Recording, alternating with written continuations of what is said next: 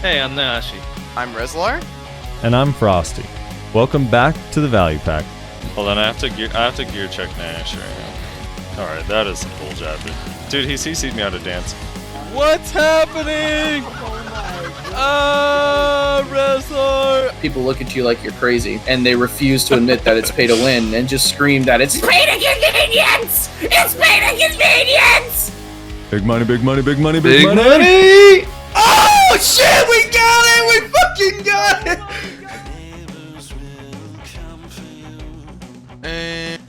And welcome everybody to another episode of the Value Pack.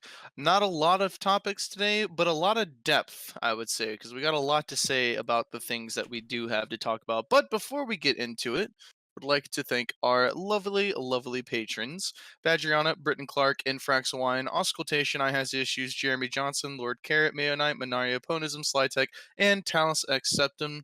Thank you guys and everybody else who supports us on Patreon and also supports us on our streams. We appreciate you guys so very much.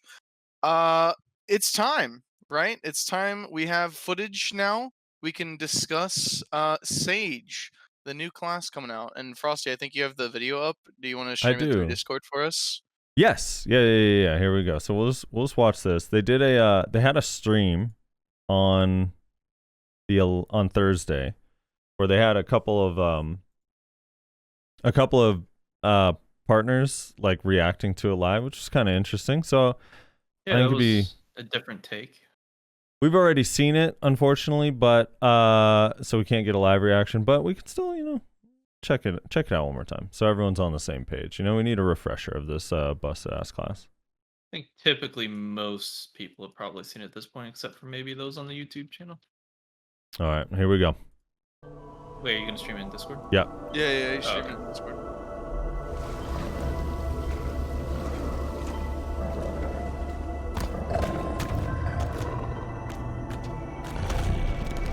Did this make you guys think that class when you first saw it? Yeah, I did. I was like, oh my god, they're actually doing it. Yeah. Dude, this music is creepy. Those are his iPads.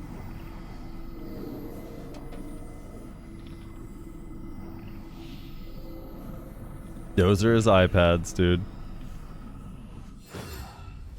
He's run out of YouTube videos. Dude, he's kind of a Chad. Leonidas, man. All right, what about right here? Right here, when I saw the rocks moving around, I was like, oh no, he's Gorgath from fucking Shadow Arena. I got so nervous. Rock Wizard!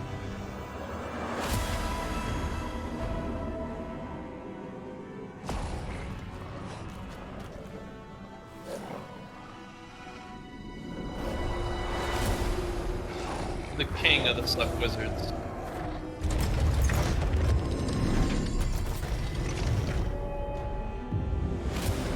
Dude, these sound effects when he slows down time, kind of hype.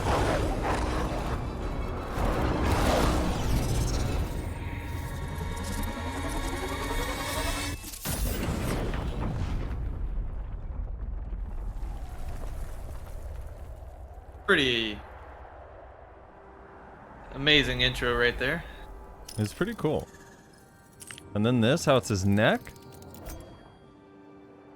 At long last, my time has come.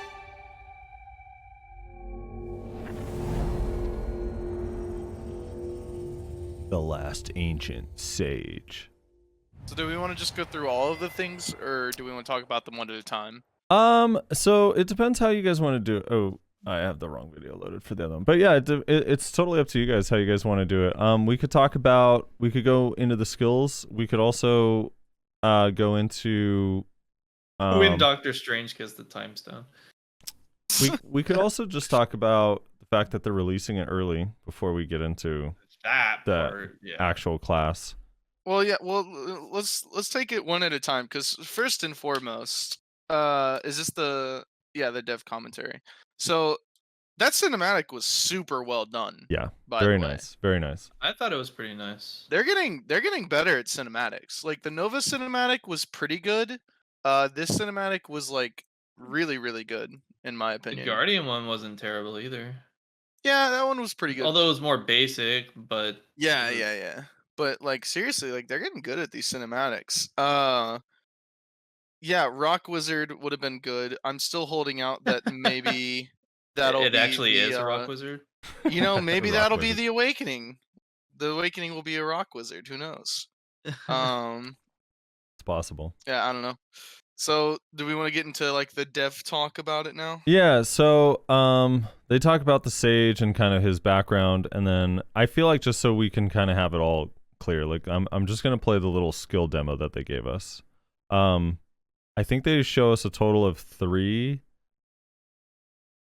believe so. four abilities in this video, and then I have one more ability that they showed, I guess, SEA or South America server that I'll pull up right after this as well. So here, yeah. Do you want to play the actual video of them talking about it or just the skills? I'm just gonna play through the skills. Because I feel like one thing to note that was important when they were Mhm. talking about it is they said that this is the next caster class that has been in development since Witch and Wizard, which means that Yes. they've been working on this thing for years. See, basically. I understood that differently. I think they meant this is the first caster since Witch Wizard has come out. Is what they Probably meant. I don't that, think they yeah. meant it's been in development since Witch Wizard. It's been in development since he went into his like little, hiding box. Yeah, They couldn't let him out yet until he was I think ready. it's just the first caster He's ever like- since. And then that goes along with what he said. Finally, my time is come. All right, so here's. Can you guys see this video? Do you see skill? Yeah. Okay. Yeah. So here's sort of some of the skill animations, and they No they- audio? No, here's we got audio. Sorry. So So this one's called Rift Chain. He opens up a little portal and travels through it, and then exits the little portal, which, by the way, looks really cool.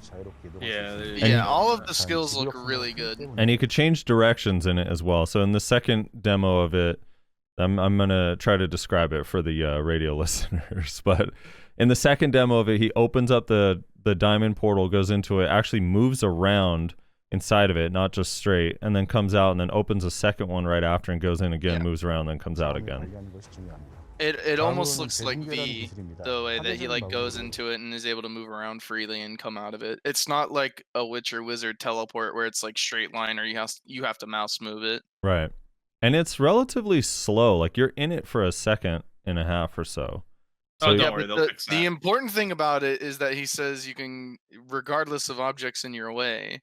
Like, my question is does that include like walls and shit, or do you just mean there's Right. no unit collision? I'm really wondering about that too. I think they mean unit collision, but yeah, there's a good question about that. Yeah, for it- sure. Because if that can go through walls and like if that can go through barricades and like gates and stuff, like holy shit. Yeah, that's what That I'm would be thinking too. I mean, there's a chance that they do mean more than just mobs, but just for now I have to take it just means it doesn't have collision for mobs and players. But if it can move through other objects, that'll be interesting. I mean, it kind of strategically makes sense too. because he's like the rift maker, If you think about it, like Yeah, he's kind of nutty. So this skill is they call this one spatial collapse. This one is like cause of much conflict in the community because I don't see this skill the same way everyone else sees it. Everyone keeps saying this is meteor, which the only thing really about it that is super meteor to me is his hand animations. I actually think this is bolide because this skill has no Bolide, range yeah. whatsoever. Like Yeah, that's what I was meteor, gonna say. This is yeah. Bolide. this is bolide. Meteor has a ton of range. This skill is like borderline melee. But the animations, dude, look so freaking cool. Yeah, The diamond on the said that ground. They ugh. said they went for like kaleidoscope-like visuals, I believe, Mhm. which they really nailed it. It looks really good. Yeah, it looks cool. This one he uses the movement ability first and then the bolide skill to kind of demo that you could start up the ability, then Yeah. move and then release it after He you move. starts spatial collapse, moves, and then casts it. Yeah, which is cool. And then the second demo of it, he travels behind the pack of mobs after starting it up and casts it on their back, which is very, very cool as well. Eitor's energy. Yeah, Eitor's energy. So this one is like 3 parts. This one's kind of interesting. So it's like, it has a similar start animation, like it pops up like an explosion at the top, which I don't know, does that part do damage or is it just a wind-up? Probably just a wind up. Does it look like it hits the mobs? The second part for sure hits the mobs, and the third does. It does. The first one There's does a mob too? in the front that dies. Yeah. Okay, yeah, you're right. It hits the mobs as well. So that one's kind of cool. So there's 2 different versions of the skill. The first one, it's like 3 parts, charges up. It looks like kind of like a, not a long range AoE, but I don't know, from left to right, it's like very wide. And then there's a third hit that's like a forward like punch. And then he says he does the flow version of it in the second one, where both hands go up in the air, and then it comes down almost like a Judgment of Light animation from Valk, where beams like kind of shoot from the sky. I almost wonder if that's almost like a mistranslation, and they mean that that's the 100%. Maybe. Could be. 'Cause Although that usually the doesn't- that 100% is far more flashy, but yeah, they generally demo those. in That the doesn't videos. make sense that this would be a flow version. Like, that doesn't make a lot of sense to me. Like, Well- that's not the way that we would use that definition, like flow. Well, it kind of reminds me of the ninja ones though, like Shuriken Flight, like LMB RMB, where you could kind of like change kind of what happens depending on which button you press. Because the very first part of the animation is the exact same, and then the second part he does a different animation. So it could just be a different button command to change after that first part. Yeah, maybe. Yeah, so we'll see. And then the last one was, at least in this video, the last one they show at the end of this video. This one is like the most unique, because so far those ones kind of look like pretty standard caster abilities. I would say if you're gonna make a caster, you'd assume that's kind of how they look as far as animations go. This one though is completely unique. That one is so epic. I don't know about completely. Well, unique, I mean, but- unique compared to for a caster. But basically, he spawns Archer's spear, throws it as a warrior would kind of throw their spear, like from the warrior Rabam. This is the warrior bomb. Yeah, the warrior bomb. But then the hit at the end is, I think the hit at the end is pretty unique, because he moves his hand. Like, look at the way he moves his hand. It's like with his left hand, he moves his hand like up and then down. Like, that animation is pretty cool looking. I actually I wonder if that's maybe 2 different abilities, or if that's like a flow of the spear throw, so you can choose not to dive in. Yeah. Because it kind of looks like there's a bit of a delay before he charges, actually. Yeah, you're not Like wrong. a very small delay. I know I'm alone in this, but I actually, even though I do think this animation looks really cool, I don't really love the fist. Why? I don't know. I just feel like the fist looks kind of cheesy to me. The only thing that bothers me about the fist is that he uses his left hand, but it's a right fist. Yeah, it is a right actually fist. That's true. And then I also just wish the fist wasn't transparent at all. Then maybe it'd look cooler. Do you see what I'm talking about with the delay? So with the Yeah. warrior bomb, the second the spear hits, he charges forward. This one, the spear hits, you're and it's right. like a second later that he charges forward. Yeah, he throws the spear and then charges forward. So it might So be I 2 wonder completely if different this skills. is. I wonder if this is 2 different skills, or maybe it's a flow to the spear throw that you can choose to charge in or not. Because It it's might not be. instant like the warrior bomb is. I mean, I would honestly give it time. They'll probably change that if it is currently that, you know? Someone's saying it is a Probably. left fist, that the fingers are curled in, not out. So like the fingers are technically curled in towards us. So is this an example of Okay. It's just hard to Wrestler doesn't know tell. what fists look like? He's Yeah, never yeah. seen a fist. He always wears his mittens. Okay, I could see it. It does look like it's facing the other way, but I could see that. He took off his mittens. Anyway, that skill looks really, really cool. So then this other one, I have to stream this differently because it's not on YouTube for some reason. This one like got released, I think it was yesterday. Another skill was released? Yeah, so I'm streaming it here on Discord. So this one looks a little bit different. It's a very, very short video. It just does the animation. It kind of looks like the one that isn't the flow, you know, the one that has the 2 different versions. But the animation's like slightly different, so I'll play this a few times. So the actual weapon or the cube thing like flies up and then down and smashes on top of the square, and then it shows all these like diamonds. Okay. So it's like semi-similar, but Alright, I know everybody was talking about Nova 200% being the fucking fate skill, but this would be more accurate. I mean, this literally is just fucking Gilgamesh or whatever his name is. what's the fate skill? Let me see if I can find it. Dude, the way, I mean, maybe it's because the screen shake, but the way the fucking his cube hits the ground just looks so impactful. Yeah. Like it looks So- really cool. It's definitely Here, a I'm- screen shake though. I'm putting this image in Discord. You can see he summons these portals where all of these swords come out, basically. Oh, and I see. so- Okay. Everyone was comparing Nova 200. This is to an this, anime or but- something? Yeah, this is an Okay. anime and a manga, or not manga, fucking like light novel or some shit, visual novel, Oh, wait. whatever. Not this video. Whoops. Yeah. I don't know. The animations and the style of the animation. No, it's more than just the screen shake though, Nash, because it's the way that like you have that thing floating above all their heads, and then it flies straight down and does these square Yeah. things with a beam with it. Like the whole they thing use- kind of makes it look really cool. Yeah, the visual, the sound, and the screen shake all add to Yeah, the this- effect. Dude, the sound effects are cool. Biggest question is, what's the protection on all these skills? That's what I really want to know. I bet you that's frontal. I'd put money on it. That So, animation probably yes. SA into frontal, I bet.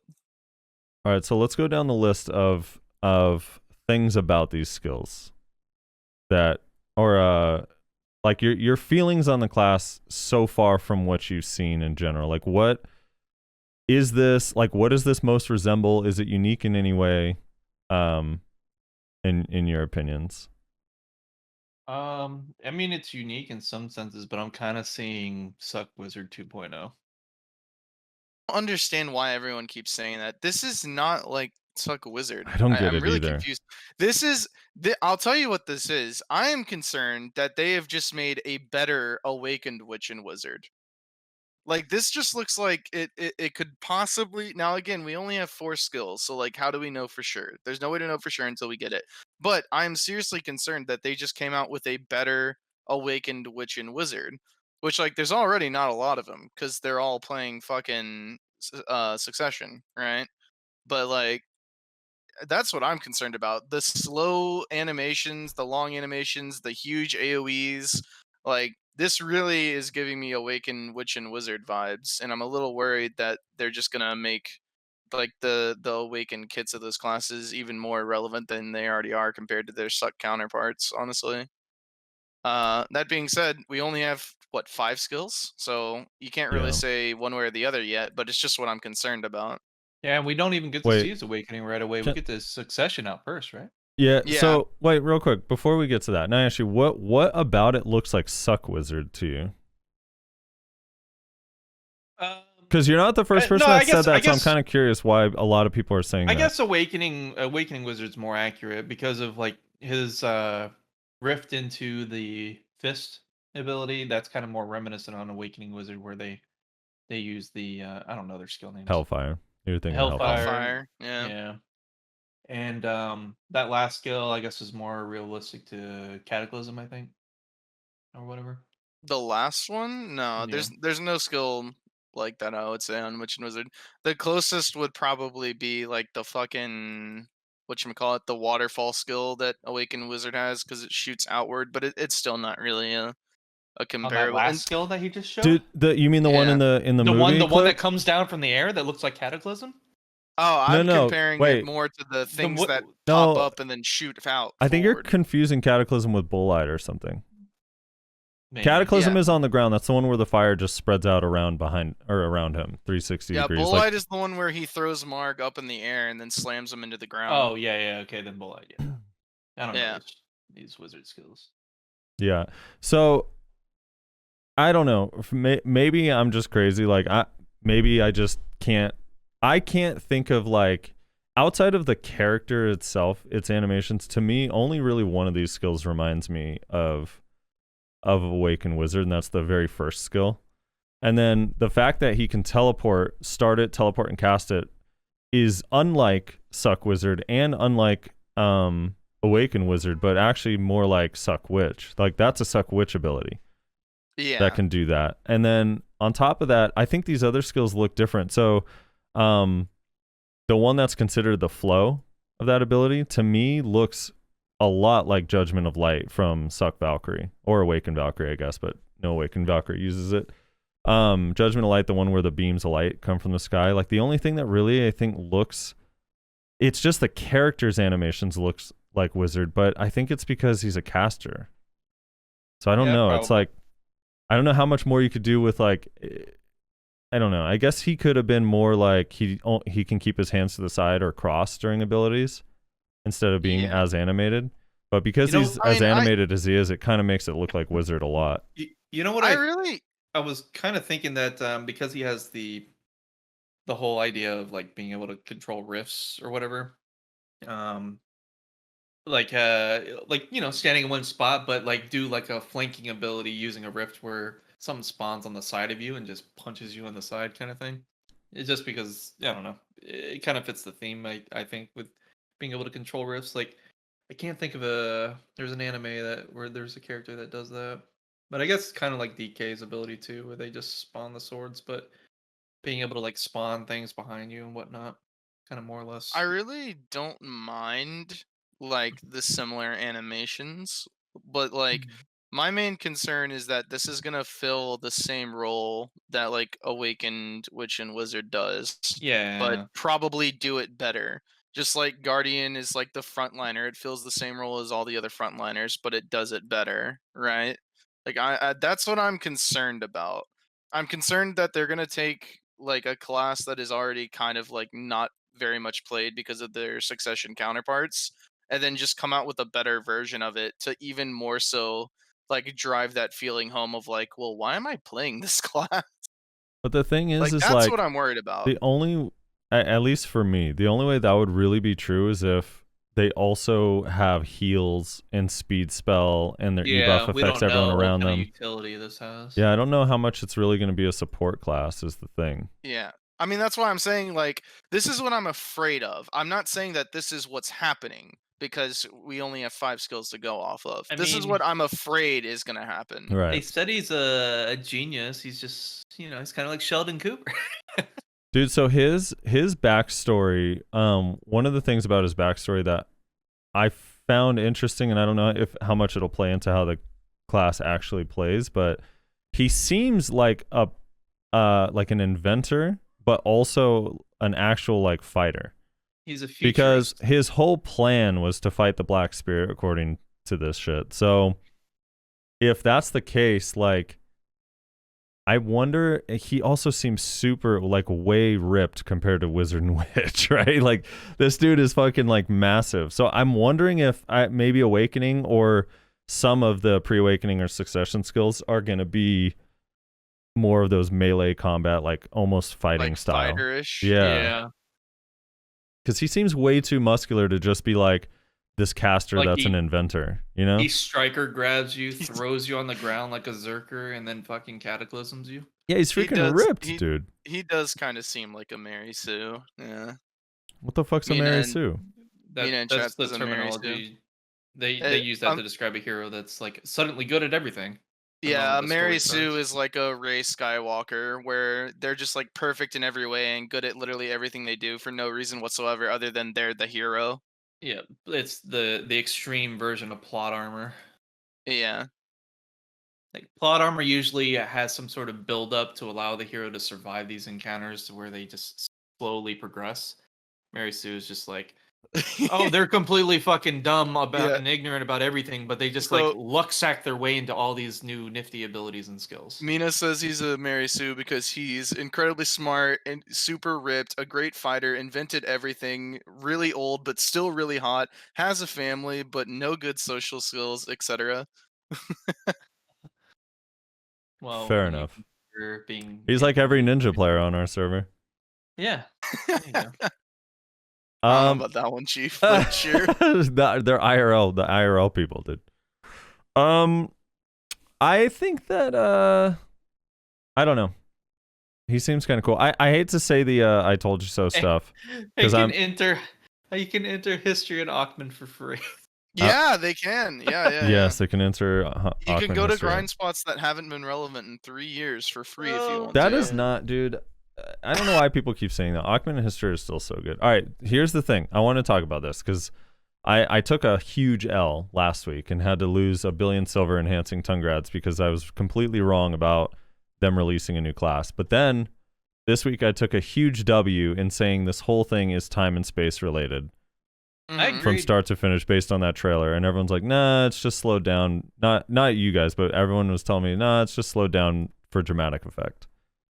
Yeah. But I knew I it, mean, dude. I felt it. I agreed with you. I figured it probably was. I mean, like, how what else could they possibly done with that? You know, like, it didn't make sense for it to be anything else. Yeah. They did mention the CDR that he will be able to lower his own cooldowns.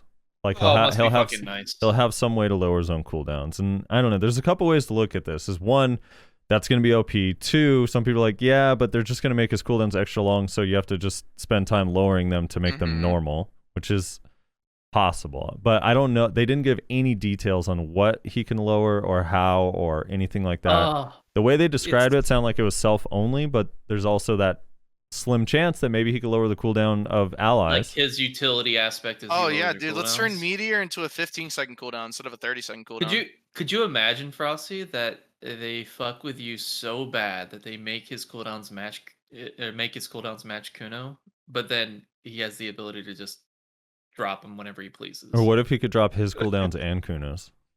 That would be pretty busted. That would be busted. Please don't do that.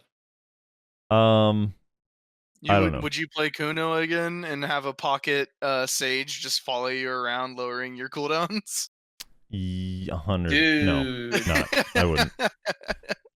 Do you just think you would be like a Zerker finally? You could spin all the time.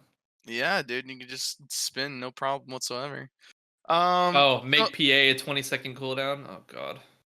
I mean, that doesn't matter because it has a 1 minute cool. Oh, what if you could what if you could lower the cooldown on the debuff that PA gives you? No, don't give him ideas. Intern, you didn't hear that. No, I'm pretty excited about this though. I mean, I don't know. I'm worried that they're just gonna make a better version of Awakened Witch and Wizard. But I am excited for this class. It looks really cool. The animations are fucking awesome. Like these are probably the best animations they've done yet, in my opinion. You think these ones are? Yeah, I would say so. I mean, they do look good. I don't know about best though. They're up there. It's a style thing, but I think they look incredible too. I was think like, they look so good. Dude, when I first saw Definitely this, for a first reveal, I agree. For a first reveal, I think the whole like this gold border thing around his cube that opens up like just looks so cool. Like everything from his cube to the color scheme to like the diamonds and I don't know, just everything. I think it looks really, really fucking cool. Very Doctor Strange-esque, but fancier. Also his character like model and outfit looks really cool too in these. Yeah. His cape looks cool. He looks like an actual hero. I was originally saying, oh, it's fucking Shazam. Ouch! I just lost to him. Uh-oh. Oof. I was buying pots at my tent, and then don't do came that. up and annihilated me. I already had an experience like that last week. Feels bad. Yeah, that's the thing. Hold on. So someone's saying, what if you could AoE debuff enemy cooldown? I don't know about AoE debuff, but what if... Oh, please, God. Could you imagine? What if he could? Like, what if, like... what if there was an ability and you had to land it almost like Shift Q on Awakened Witch? You know, they're slow. Like, what if you could single target land that on somebody and it made all of their skills that are on cooldown have 3 additional seconds of cooldown? Or something like that. Do you think that that would be annoying or interesting or I mean, it'd be interesting and fucking cancer at the same time, because you know how this meta is right now. It's just like everyone's around rotating their super armors, staying protected.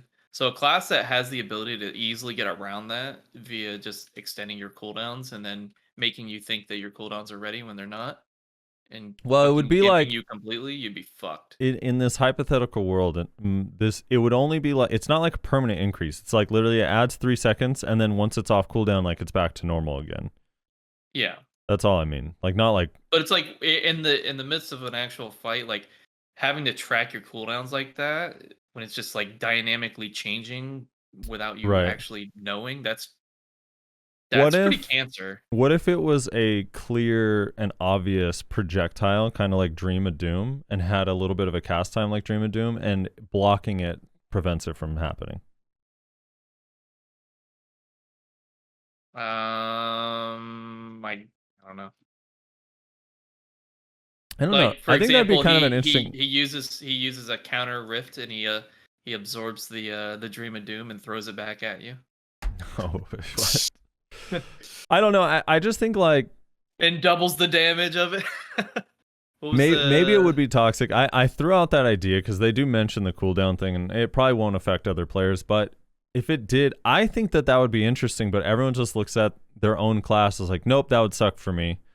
But it feels Yeah, like of now we're at course. the point where like, I don't know, we're in this weird place with the community where if they do something new, it's really annoying and everyone hates it. But if they don't explore and do anything new at all, it's like, that's just the same thing Boring we've and- always had. Yeah.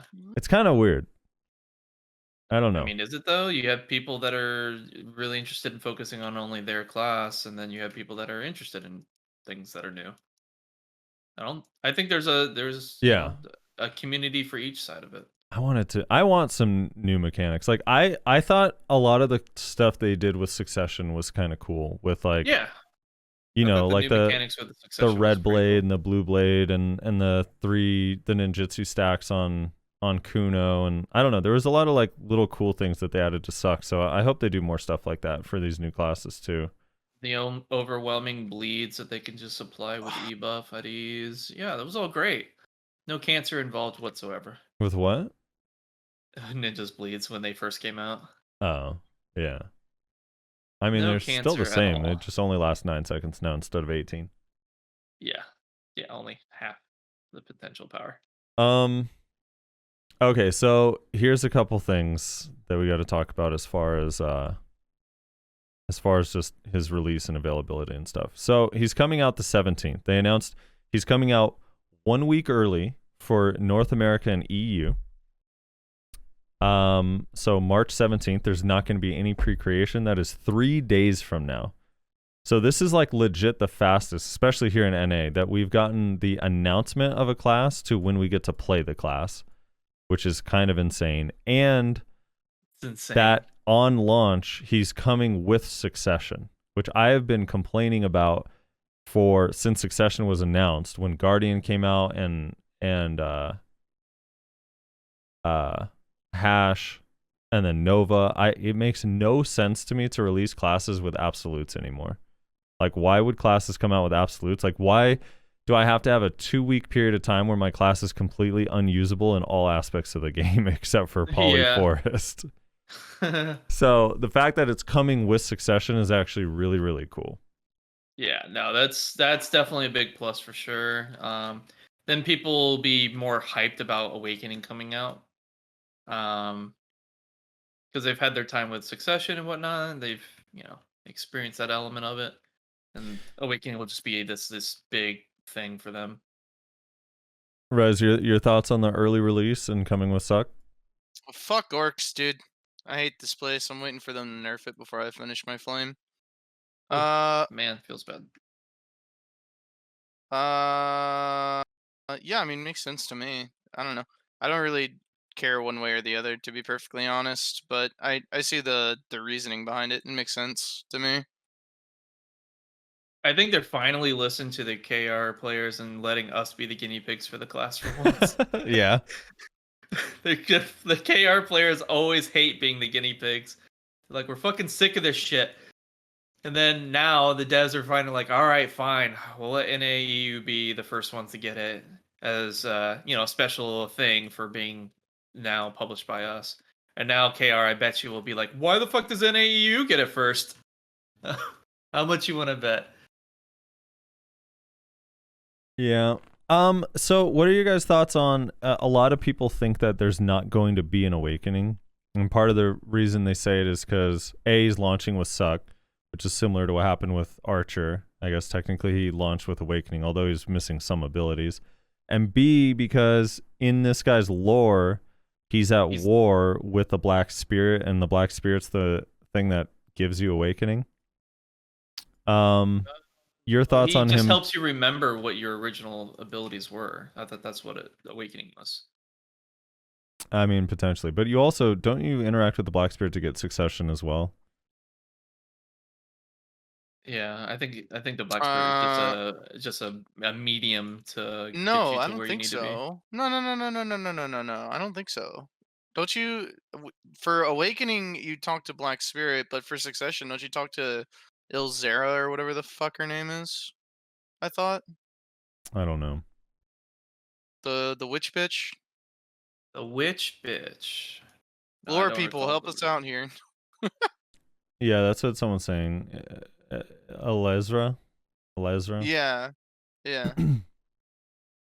But I don't know. Like, the idea of them not releasing an Awakening seems so not them. I think they love Awakening. I think they love the idea of releasing Awakening and almost selling it as a new class. Yeah. Yeah. Well, that could be why they're doing this first, the Succession first, because Succession is just the same skills. Add a little bit of extra different graphics on the Succession version, and voila, done. Yeah. I think they want this. I think they're doing it this way, because did Guardian release with its did No. release with its Awakening? Nope. No. So I think this is just they want this new class to be good out of the gate. I think, and Succession was just easier development time wise. I don't Maybe know. Awakening isn't I'd be quite surprised if this is the new thing that they do, where they release the class with Succession. Right. It They probably need could be to. the new direction. Yeah. I mean, the fact that in every guild I've ever been in, when a new class comes out, that they always have to, my guild has to put an announcement that you are not allowed to bring your new class to war until Awakening or Succession's out, is just Kind of stupid. always been so dumb. I'm just like, dude, why are they releasing this with absolute skills? It's actually so stupid. Yeah. Yeah. Yeah, this is definitely good for the class. Getting it up front though. But yeah, the other thing too with it not having an Awakening is they're gonna have to do something for the Awakening slot, right? What do you That mean? slot's just not there.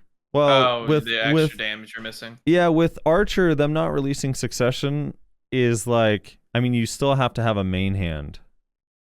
So, and even Maybe this guy's- Shy kind of has the talent tree. So I think there will be something. They did say this guy's a genius and whatnot, so maybe he doesn't need to have an Awakening and it's only Succession, because he's just that damn good, So this is the reverse Archer. Well, that's and the other Shy. thing too, is that this weapon is described as this all powerful shape-shifting cube thing. Yeah, what else could you possibly use? Yeah, for where a do you weapon? go from there? Maybe it is. Maybe he does become a melee fighter in Awakening. I don't know. Maybe you need two of the same main hand.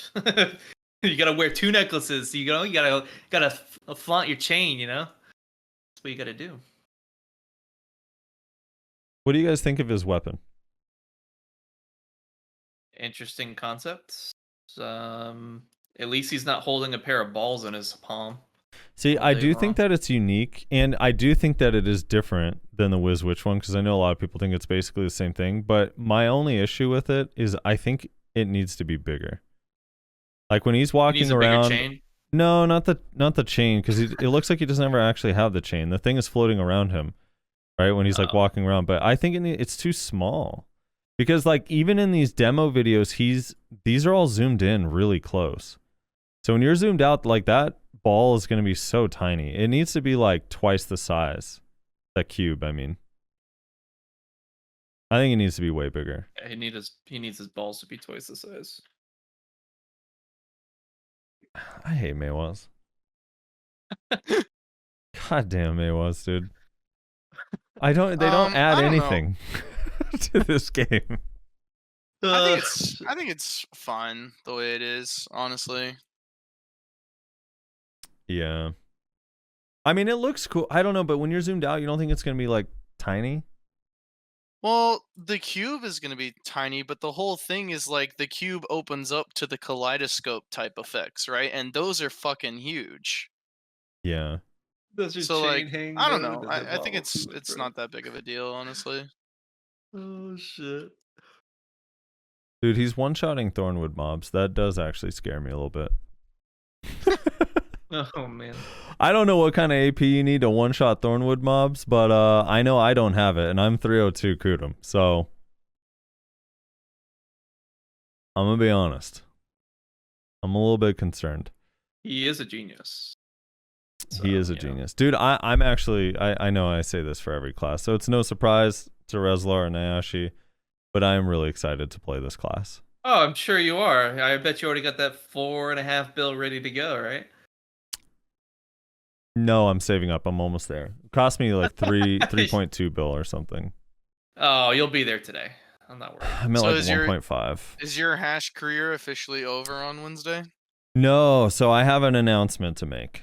Oh, here it is. He's going back to Sork. No, we're shelving Kuno for a little while until something changes with either the meta or the Kuno itself, but hopefully the meta. If ever there's a time where Wiz Witch is not the meta, or Kuno gets some significant changes, especially Awakening, I will go back. But for now, I'll have 2 sets of coupons because of the season. So what I can do is I can roll the weapons to hash and then tag the Sage. I have a feeling if the Sage ends up being a traditional caster type like Wiz Witch, and it's not like unique or fast in any way, I'll get bored of it after 3 weeks for sure. So that one has to be the tag. And then from there, I don't know. I'll probably end up just retagging Kuno, but I'm in a weird spot with Kuno right now, man. I'm like kind of really upset with what the changes were on Global Labs with the Awaken skill and stuff. Yeah. I can understand that. I mean, I've been resisting that urge for about 3 years now, so. You really can't grind efficiently on it at all in high-end spots. It's so inefficient. Yeah. That's one thing, like, I can at least keep grinding on my class. Yeah, and Hadum feels especially terrible on Kuno, dude. It feels Really? real. Oh my god, it feels so bad. It feels bad because they're so tanky. It does not feel They good. are tanky, but I'm surprised it feels that bad for you. Anyway, so yeah, I'm gonna end up. I'll have an extra set of coupons to roll back to Kuno in the future. I don't think Kuno will stay the same forever. Eventually, they'll make changes. They always do. So when that happens, I'll go back. But I am excited to play the Sage. I don't know what I would tag afterwards though, because you know how I'm all over the place. I still want to try a bunch of other classes. I want to try Ranger. I want to I thought try. you were wanting to go back to Sork. No, I mean Sork looks fun though. I mean, there's a part of me that wants to, but you know, Sork's too popular right now. Everyone plays remember Sork. a conversation that Plus busted. from a couple weeks back, but yeah, maybe we were just humoring the idea.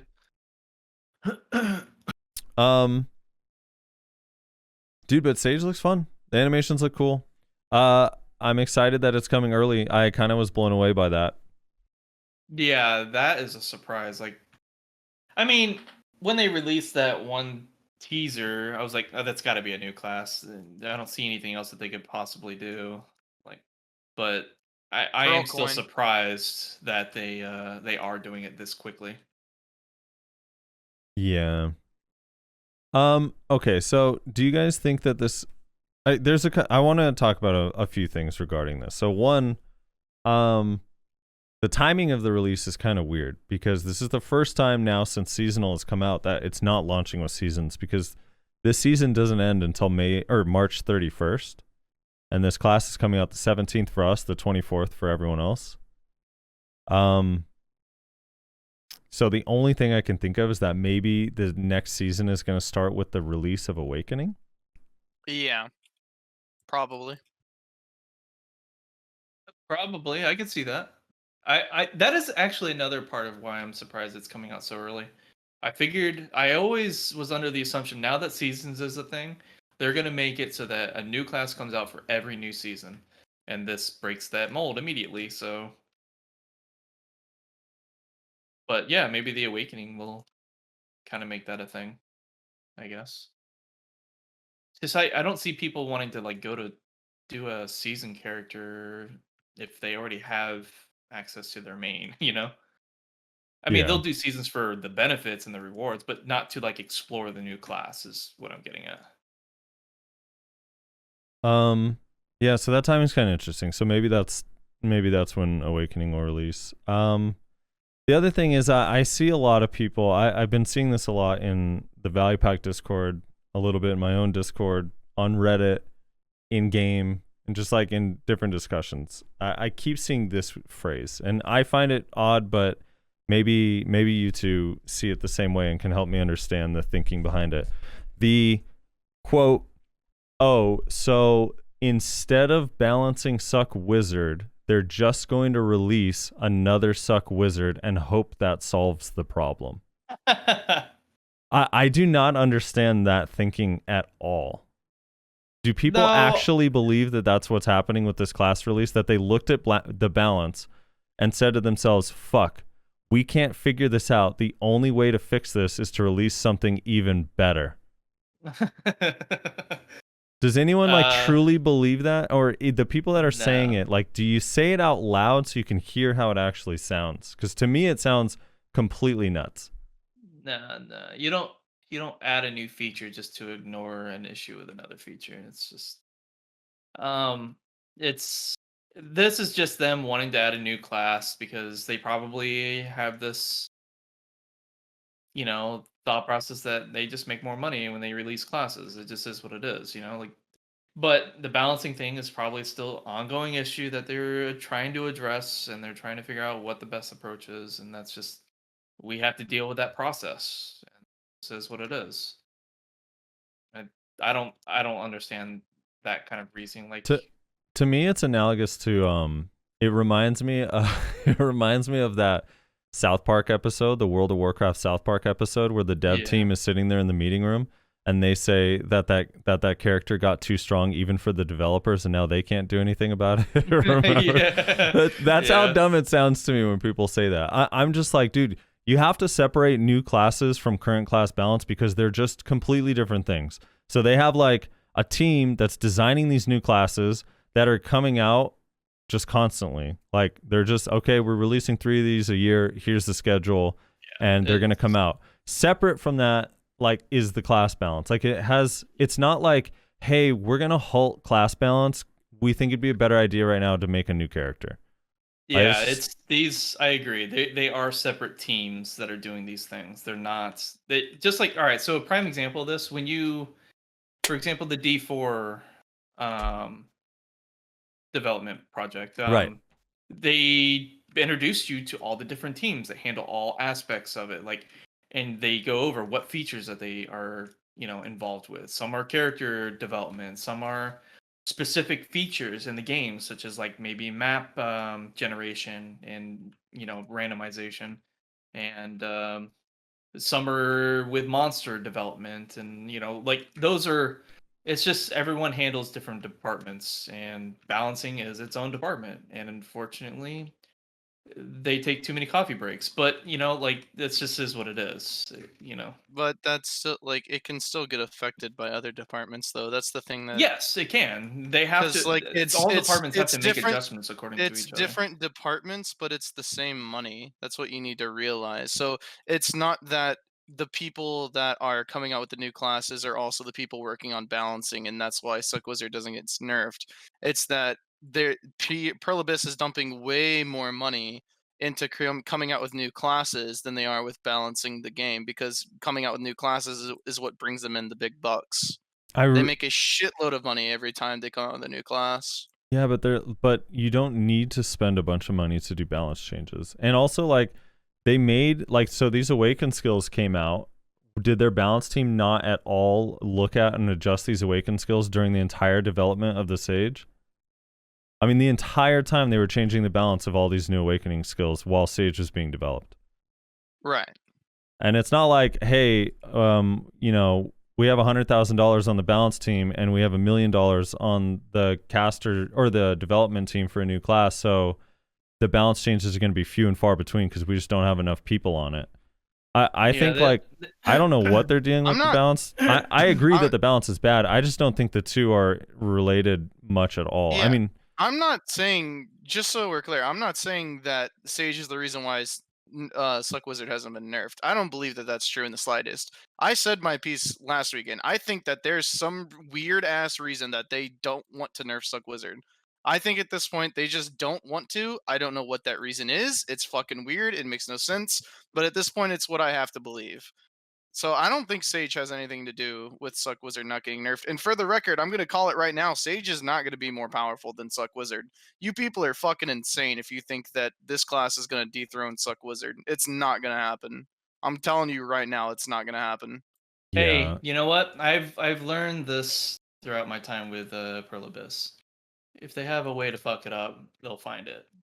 Yeah, but that, like, dude, like, again, I'm full Alex Jonesing this right now, but I am convinced at this point that they have some reason, some agenda, some whatever that they want to keep Suck Wizard on top at this point. I mean, it's getting a little ridiculous at this point. So I don't think that this class is gonna even come close to dethroning Suck Wizard. Which is, again, why I'm kind of concerned that what they're going to end up doing with this class is just creating a better awakened wizard and witch. But again, we have to actually get the class to see. Yeah, we have to actually get the class to really see, because all we have right now is 5 skills. Yeah. Of course.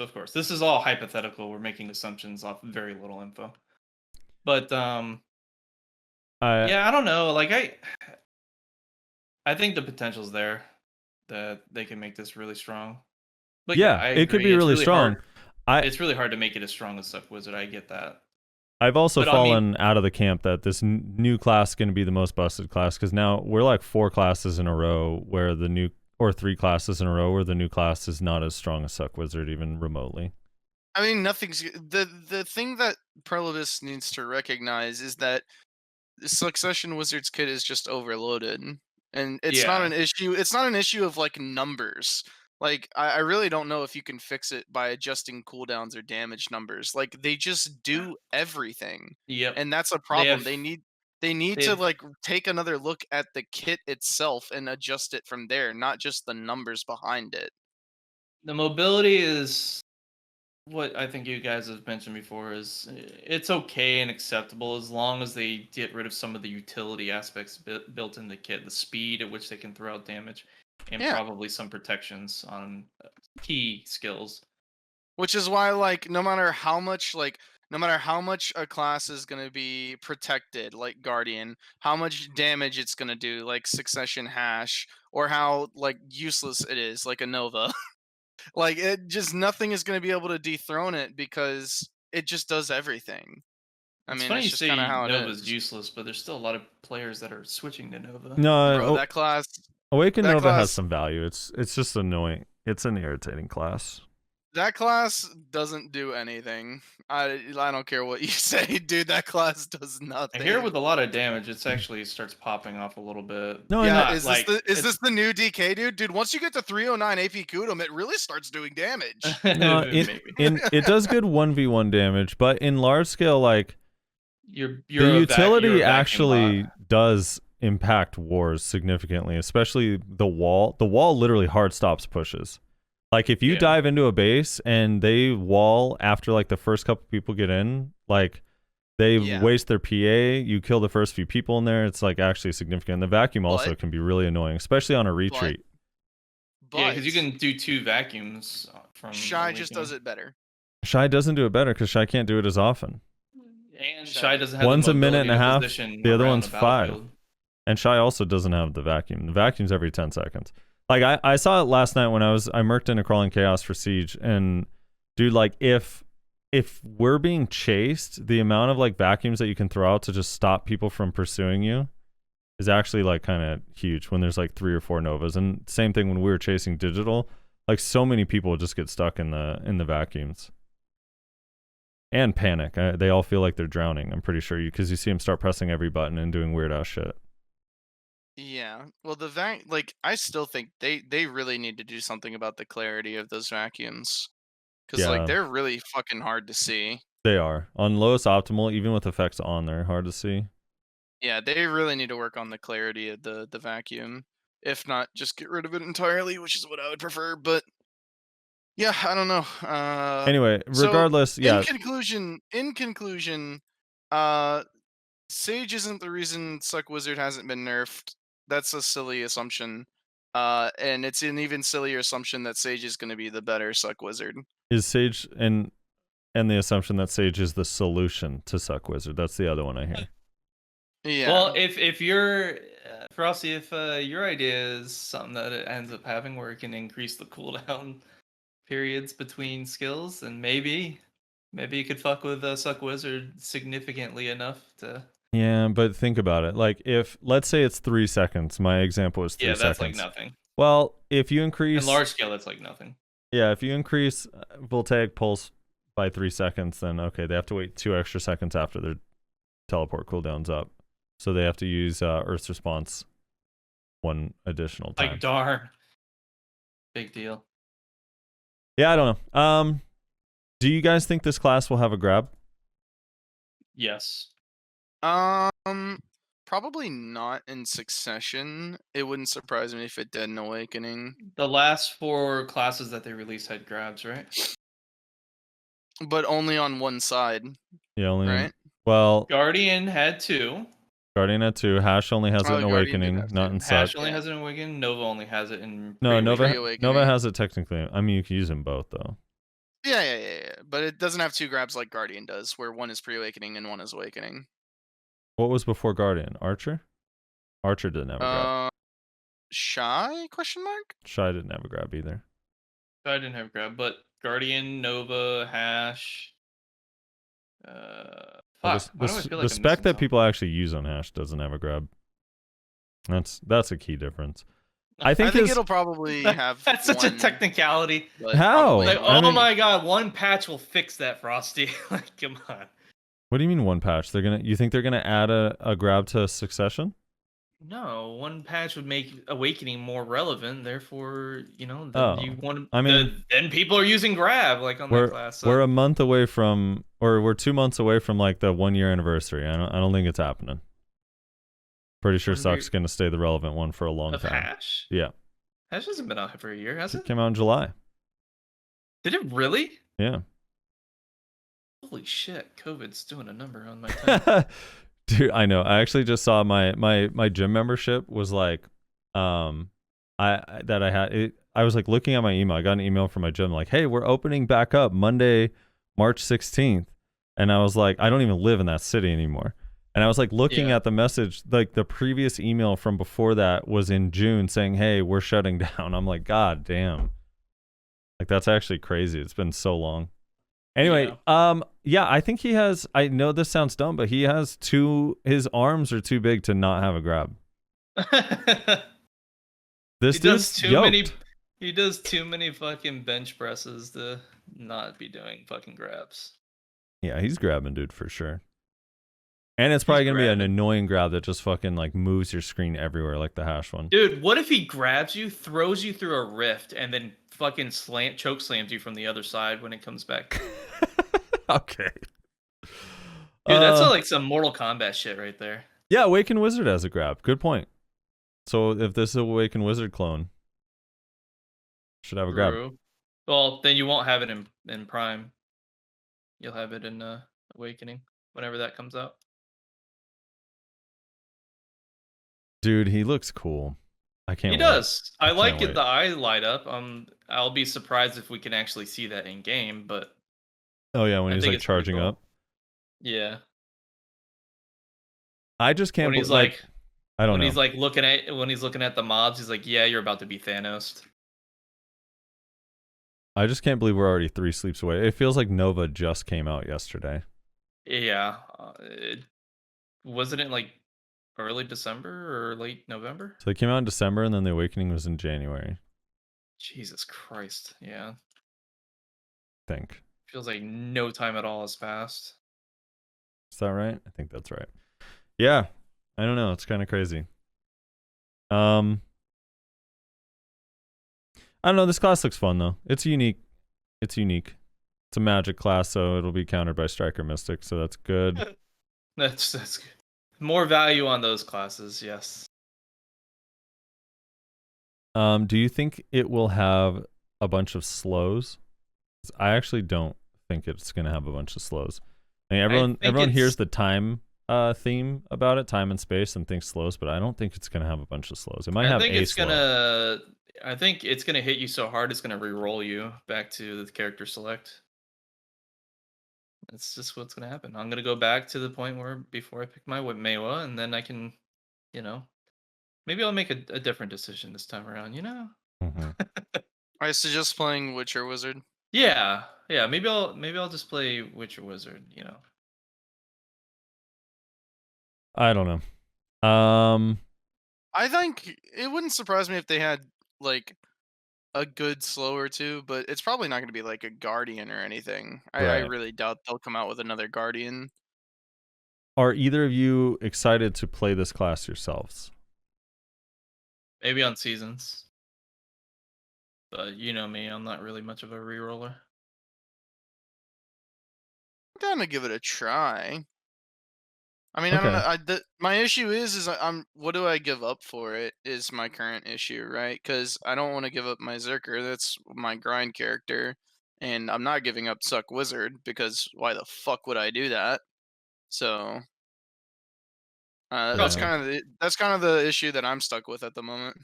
You could I give mean, up who your knows, Kunos. Maybe it's like a super good grinder, and I actually don't have to just like spin to win on all the mobs because I'm just lazy to do an actual rotation. Who knows? Well, yeah, I don't know.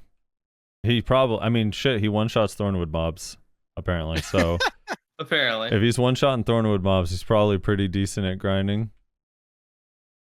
It's not decent at grinding that I'm after. It's decent while doing absolutely nothing. Right. Yeah, you want it to be nuts. Yeah, it's a scale, right? It's a scale. So I need it to be good at grinding, but also no effort whatsoever.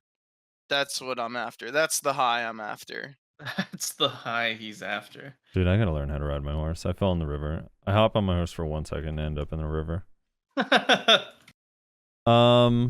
Dude, I'm in places okay. like Bloody Monastery, that's fucking death right there. So the mobs swarm you. Wizard for me was actually pretty. So I played Wizard when I first started playing BDO, and it was fun for a little while because I like the flashy animations and stuff. But I will, if it's like really slow, I'm gonna get bored. Oh my god, my horse is gonna die. Stuck on a barrel. I'm gonna be bored of it pretty quick. But I am actually like legitimately excited to try out a caster because I normally don't really play casters, so it'll be fun to do something a little bit different. Mm-hmm. And those animations are so cool. Okay. Orcs is I only need a couple more pieces for my ring, dude. But Orcs is full everywhere. Really? This place sucks, dude. Yeah, dude, I'm excited, man. It's 3 nights away. Wednesday morning. It is pretty crazy. Yeah. How fast it's coming up. Of course, the week I get a new job, they're coming out with a new class. You got a new job?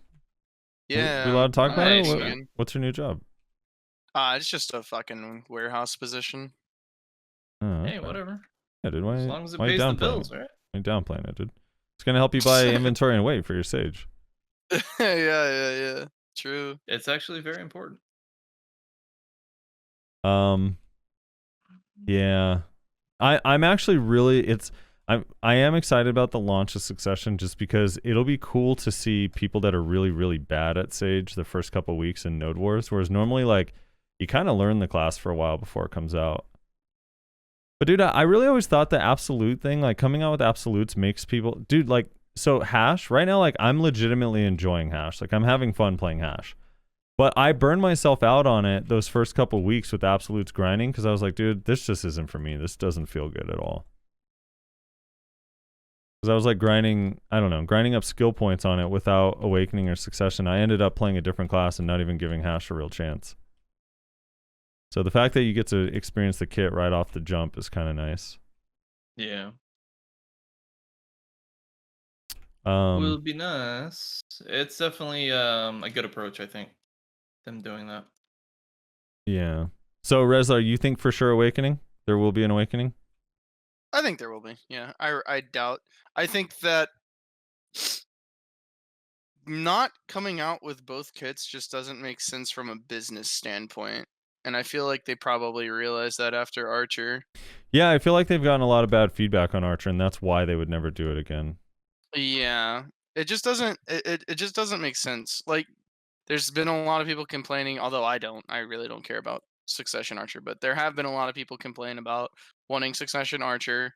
But also from a business standpoint, like you're halving your odds that like somebody will play the class, right? Because you would assume that if you came out with the Succession, then that's an extra kit. That's an extra chance that someone might re-roll, an extra chance that they'll buy weight and inventory and costumes and things of that nature, right? So like I don't know. It just doesn't make sense. The feedback on Archer doesn't seem to have been too good. There's a lot of Archer mains that wish that they had the option to go Succession. And then also from just a money making standpoint, it doesn't really make a lot of sense. So I doubt there'll ever be another class like Archer. If it doesn't have an Awakening, then kind of like you said, it'll have something like how Shy has talents. Like it'll have something. Okay. Let's do a couple predictions here so that we can reflect on next week when we're all wrong. One, do you think this class will be faster or slower than Awakening? Faster or the same speed or slower than Awakening Wizard and Witch? Oof.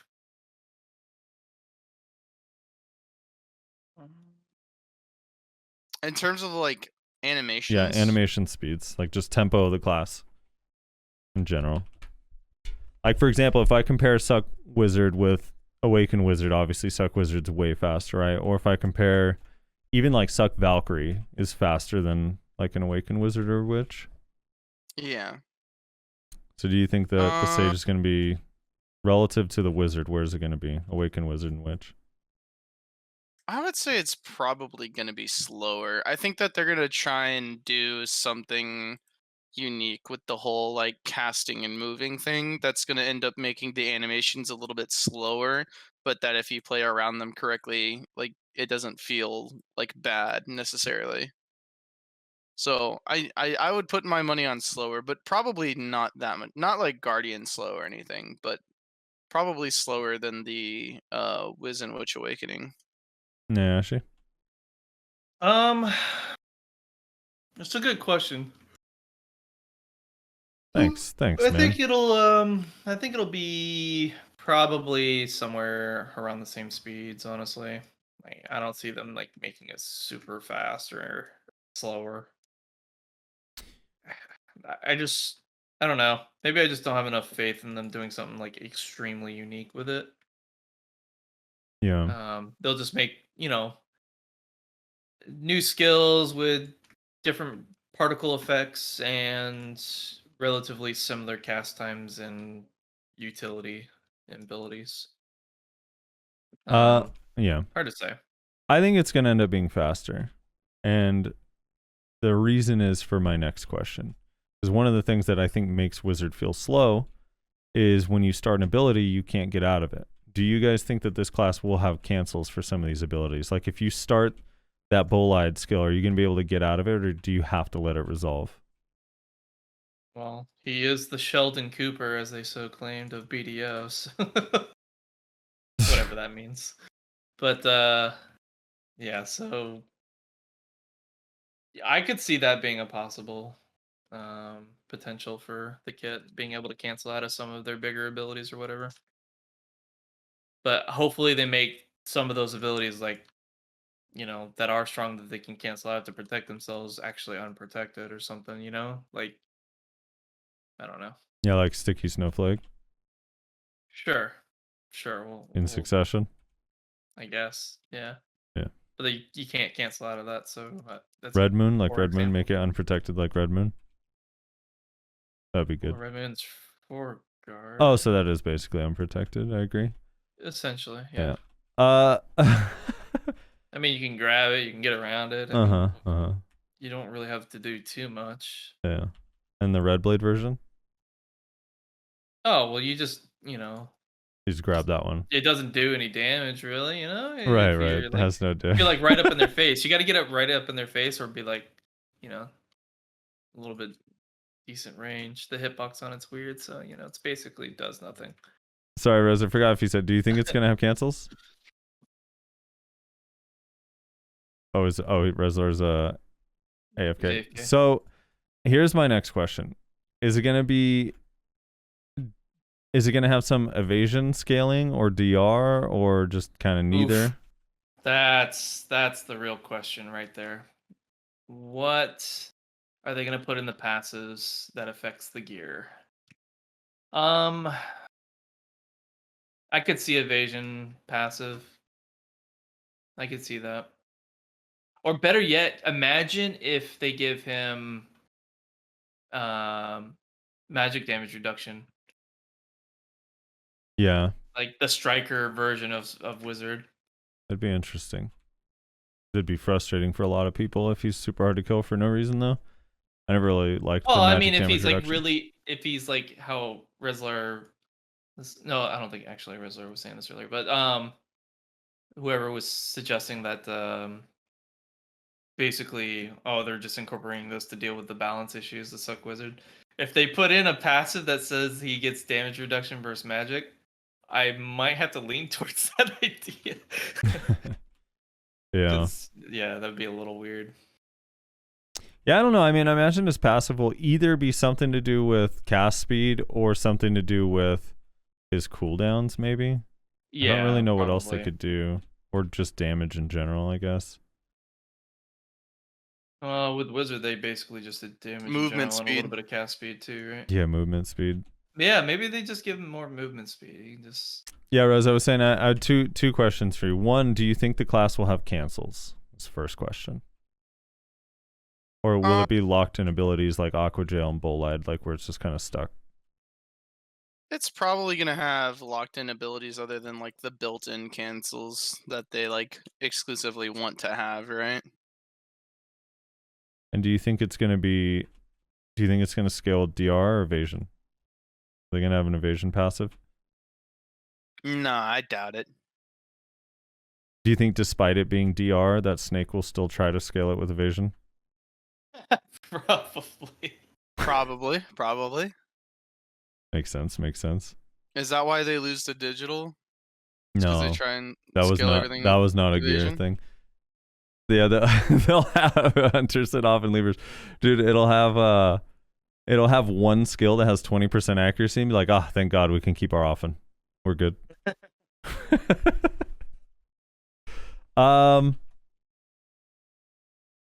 All right, how long do you think I'm gonna stay on this class, Rez? What was your prediction for Nova? I think you thought I was gonna quit Nova right when Awakening came out, and that was false. It took a whole week after Awakening came out. All right, hold on. Me and Rezlar need to do a side bet on this. Okay. And we can't tell you because then it affects the outcome potentially. No, it does not. I 100% will not decide what class I'm playing based on YouTube Monkey's decision. No. When you decide to re-roll off it. I'm going to re-roll off it if I'm not having fun or if I don't enjoy it. It's not going to have anything to do with if you guys think I'm going to roll off it or not. Ah, man. You think I would fucking waste... do you know how expensive it is for me to fucking change classes? Well, Minimum yeah, is 3.2 bill. I'm not changing for you two. I don't care about your opinion. I think you would get some sort of amusement out of watching Rezlar try to go for another enhancement, though. No, I actually wouldn't. Watching Rezlar enhance just makes me sad and bummed out. I don't like watching Same. Rezlar enhance. It's upsetting. Rezlar's like, same. Watching me enhance makes me sad. Oh, shit. But I would say, I don't know. I'd probably say a month after the Awakening comes out. A month after Awakening. That's a long time. that is a Yeah, long time. My longest tag Here's- right now here's- is Hash, which is almost 2 months. Here's my thought process behind this. I think that you're going to be kind of disappointed with the Succession, but you're going to really like the visuals, and you're going to hope that the Awakening is something that you would much rather play. The Awakening is going to come out, and it is going to be something that you do enjoy, and so you're going to enjoy your time on it, but eventually you're going to start to feel like, I'd rather You're a just filthy suck like wizard. I'd have more fun playing another class, like a different class. Like this is fun, and I am enjoying my time, but I kind of want to go play like whatever other class instead. Like I want to go give Mystic another try, or fucking like Sword. That sounds realistic. Hold on, just so everyone knows, my Mystic days are over. Like they have to completely redesign Mystic for me to play that class again. But yeah, I got you. All right. That's my thought process. And Nayashi, how long? Rezlar puts a very good case up. He but does. I think 3 Yeah, weeks. just to make it fair, I will 100% wait for Awakening. So that so you know I have a minimum All right, amount. all right, I will all for right, sure all right. wait for Awakening. All right, well then that kind of changes what I'm saying. You're Okay. Rezlar's saying a month after Awakening, huh? You're saying a month after Awakening. I think like Curse- probably Curse probably chat 2 says- weeks then. Curse after says in Awakening. chat he'd have to be real bad to push you to Mystic. Can you imagine? I'm like, oh my god, the stage is so bad. I'm playing Mystic, dude. It's actually gonna be better. Okay, I'd say 2 2 weeks weeks after Awakening, because you're just gonna realize that this just isn't your thing, and there's just another class that you prefer. I think that's just gonna be your main motivation. I think you might like the visuals and whatnot because they seem to be putting a lot of effort into that. So even I might like the visuals, but it just won't be your thing. So you think there's 0% chance he becomes my actual main? I wouldn't say 0, but I think there's very, very unlikely. I also think it is extremely unlikely that he becomes your main. I don't Alright. see you being the caster type. I don't know. Like you've already attempted to do that once before, right? With was it Witch or Wizard? No, I played Wizard when I first started the game for a little bit, but the only reason I really don't play casters is because I'm a caster IRL. I roleplay as a caster in real life, so. Oh, well, Yeah. I guess that makes sense, you know. And it feels weird to play the same class in game and out of game. Makes sense. All right. Is there anything you guys want to touch on with this class? How long? Oh, by the way, because now that they kind of have the option to release Awakening later. I was thinking about this too. Because normally it's like, well, we got to release the Awakening because the pre-Awakening kit is ass and they're going to get bored of this really quick. But now with them releasing it with Suck, they don't have to release Awakening for any specific time period. Like they could wait a month and 2 a weeks. half or 2 months. Yeah. 2 weeks. 2 weeks after our launch or the global launch? Global. Okay, so 2 weeks I think after that's March fair. 24th. I think 2 weeks to a month is fair. 2 weeks after the global launch with the start of the next season. Bet. I think the start of the next season is actually a really good time frame to bet on. Yeah. And then another thing is, do you think, because you know every Succession kit gets 2 Awaken skills? Do you think? Like what the fuck are they gonna do with that? You think they're gonna be vacant? Yeah, no, I No, don't think they're they'll not be gonna be vacant, but they could end up being like Nova. They already have the Awakening made. You know that, right? Yeah, well, yeah, they're just fine tuning it at this point.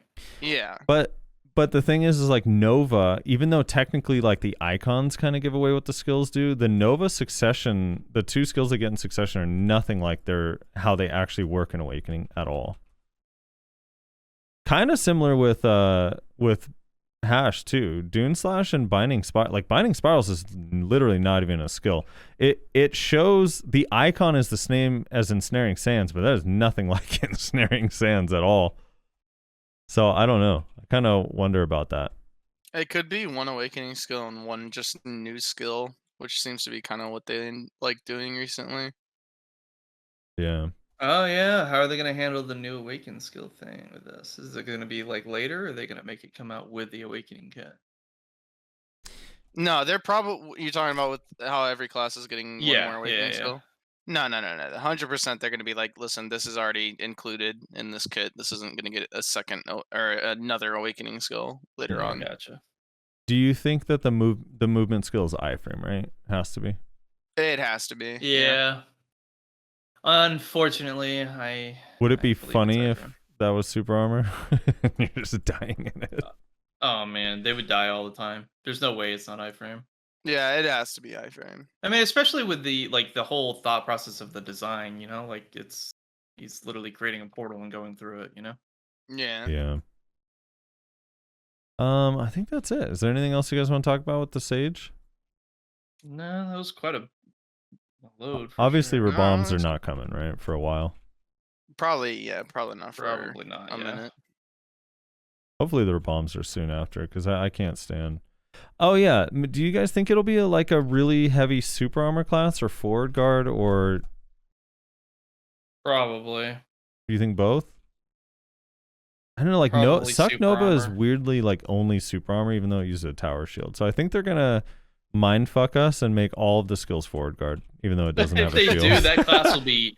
If they do, that class will be garbage. You think so? I think people underestimate how powerful forward guards are in large Forward guards scale. are powerful, but they're very, very vulnerable to counter CC and being hit in the back in large scale and stuff like that. So Yeah. if I all don't their know, skills are forward guard, you're fucked. If you have some, that I agree, it'll be fine and powerful. Yeah, well, obviously not 100%, but I just meant forward guard heavy. 'Cause, I mean, look at Serpent, You, right? I was just going off your example because you were saying like right. Nova is basically all super armor. So if they did the reverse and made it all, It really guards, is. That would be. They have no forward I guard think they'll damage. it'll probably have a healthy mix. I'm sure. What I bet is that movement is going to be iframe. Most of their skills are going to be super armors with like 1 to 2 frontal guards. Most likely, it's probably going to be a healthy mix. Yeah, I think that's fair. It looks so fun to me. I mean, the animations just look cool to It look at. looks so Honestly, fun. We don't I mean, know that's anything. it does look If I- chill, right? Looks like you can Yeah. press if I a had button, to just hold it. choose a way that it leans, I would probably say it's going to lean towards super armor, though. Yeah. Probably. You know they're gonna want to make it a node war class. Yeah, I don't know how much they care about node wars lately. I don't know. The node war balance has been, you know. Well, yeah, that's true. Especially with the recent introduction of things to come. Tanks, man. Yeah. All right. I want to get to Global Labs. I have to relieve myself though, real quick. You know? Oh my god. Look, dude. All right. I'm older now, but wiser, and I also, I'm sitting here drinking water and an energy drink. You know, it just goes through me. All right. So don't do that. Would It's- be my suggestion. I have to. If I don't have the energy drink, I have no energy. If I don't drink the water, my voice sounds crackly and weird.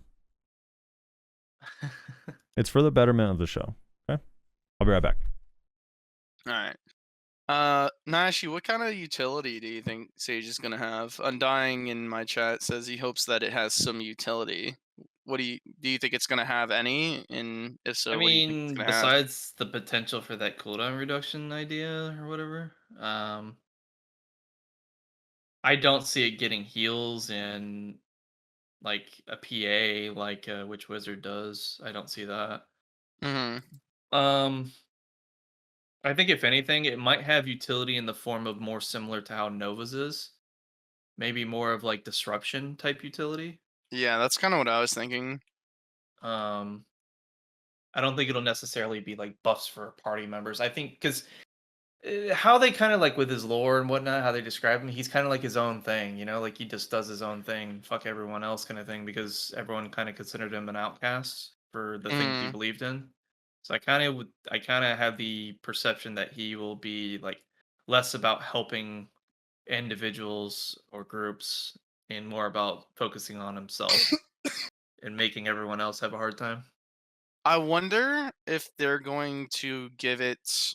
One of the things I thought of whenever, like they talked about time and space and portals and all that shit, I thought about like if he had an ability like a stasis field, kind of thing. You see it in Yeah. a lot of different games. Dota 2 has it. Heroes of the Storm has it. League kinda has it with Bard ult, but it's not the same as those No, other. That not the slows same. time, you mean? Like, or No, slows that's a projectiles? stasis field that stops everything. Oh, okay. Yeah, that stops. So that's what I was wondering, if because he's like all about like time and space and things of that nature, if they would give him like some sort of stasis field, because that is a really cool concept, although it would be, I think, incredibly hard to balance correctly in a game like this. Right. I don't know. We'll have to see. One of the other things that I wanted to talk about, just briefly, more so just point out, honestly, is that this is now the second character in a row that we're getting that is a specific person. Yeah. Yeah. The sage, you are not going to be multiple sages running around. It's just you are the sage. It's the same thing with the Nova, how the Nova is Francesca, whatever the fuck her name is, and every single Nova is that person. It's every single sage is just the sage. Like you're one person, you're one character, which is kind of interesting. So it seems like they're going to be moving in that direction for all of their characters from now on, I guess. Yeah. They have this I can't find a high resolution video of this, unfortunately. I'm like looking, these are all really low res, like literally 240p, but there's a slow time skill in Diablo 3 that Favorite class. on Wizard, where they pop, Well, they throw up the Inception- yeah, they throw up the they do. bubble and all the projectiles Yeah. inside move really Yep, really slowly. remember That's what that. Seption said. Seption said, I bet it has some sort of slow field, kind of like what Wizard has in Diablo 3. Yeah, that would be kind of interesting if they do it right. As long as it doesn't affect actual players and only like projectiles, I think would be kind of interesting. Yeah. It would have to be a huge fucking field, though, to really be like useful. Yeah, that's true too. True. But yeah, I don't know. Or I don't know. I'm not really sure. Or maybe when you're inside that field, that's when you like. Maybe it slows projectiles, and also while you're in that field, it also has that cooldown. I don't know. I'm just throwing out stuff. There's probably nothing that cool. It probably just does a shitload of damage. This class probably does a lot of damage and just visually looks like time and space. That's fair. Who knows? All right, onward. We'll reconvene on the Sage. I'll be on it next week for the podcast, so we'll be able to see it a little bit during that. Guild Home Channel on Global Labs. They added this, kind of to me a little bit surprisingly soon. Seeing as we don't have the node war changes that they've been going on about for a while now. This is complicated and interesting. So let me just read how they have it listed here, and we will discuss as we go. So Guild Home Channel content has been added. Guilds can now select one of several channels, except Season, Olvia, Arsha, and Patrigio channels as their home channel. I don't know what server has Patrigio, but only the guild leader can select the home channel, and it can be set in the guild information window, and there's a little label that says like what channel is their home channel. The home channel set by the guild leader can be checked by all guild members when connecting to the channel or in the channel change screen. So there will be some sort of indicator on the screen that shows what your home channel is. If the guild sets up a home channel, the waiting time 15 minutes disappears between channels 1 through 3. So if, for example, my guild's home channel is Valencia, I can freely move between Valencia 1, 2, and 3 without a channel change cooldown. Which I think is pretty badass. Which is very cool. I do think that's cool. They said a guild drilling machine that can be installed on the guild home channel has been added. So drilling assembly set can be produced through guild production, and unlike other guild production, you do not need a guild house to produce it. Here's the materials required to make one, and it has like a list of all the mats that you need.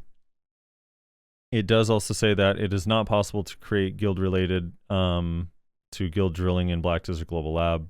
And then it says Tears of Old Tree. I guess there's a new item that you can get from gathering. Will be dropped with a certain probability when collecting sap, and Tears of the Earth when mining. And then, okay, so it Interesting. says the manufactured guild drilling machine can be installed in the desert terrain of the guild home channel. So I think in the Valencia area, you can set up your drilling machine. If you use the drilling rig assembly set in the desert, it is installed. You cannot hit it during installation. Drilling assembly takes about 15 minutes to build after installation. During this time, it is impossible to hit the hostile guilds at war with each other. When the guild drilling machine is completed, it can be operated by injecting fuel for the guild drilling machine stored in the guild warehouse through interaction. In order to operate the guild drilling machine, 450 guild drilling fuels are required. In addition, you can receive damage from hostile guilds in war with each other from the time it is completed, and if it is destroyed after adding fuel, you can receive partial compensation. So you get some of your fuel back if it dies within the first little while that it's up. And then it says if the guild drilling rig is left unattended for 1 hour after construction is completed, or if it is completed but destroyed without fuel for the guild drilling rig, you do not receive any compensation. When drilling is completed, the drilling machine disappears, and you can receive the reward for 30 days in Guild Activity Reward UI. The rewards can be obtained through drilling are the same for all members of the guild. Through the guild drilling machine, you can obtain various items. Now, I don't know what half these items are, but it says relics and war materials of soldiers buried in the Valencia desert, parts of ancient weapons, trade goods at the top buried in the sand breeze, and fossils that scholars seek for research.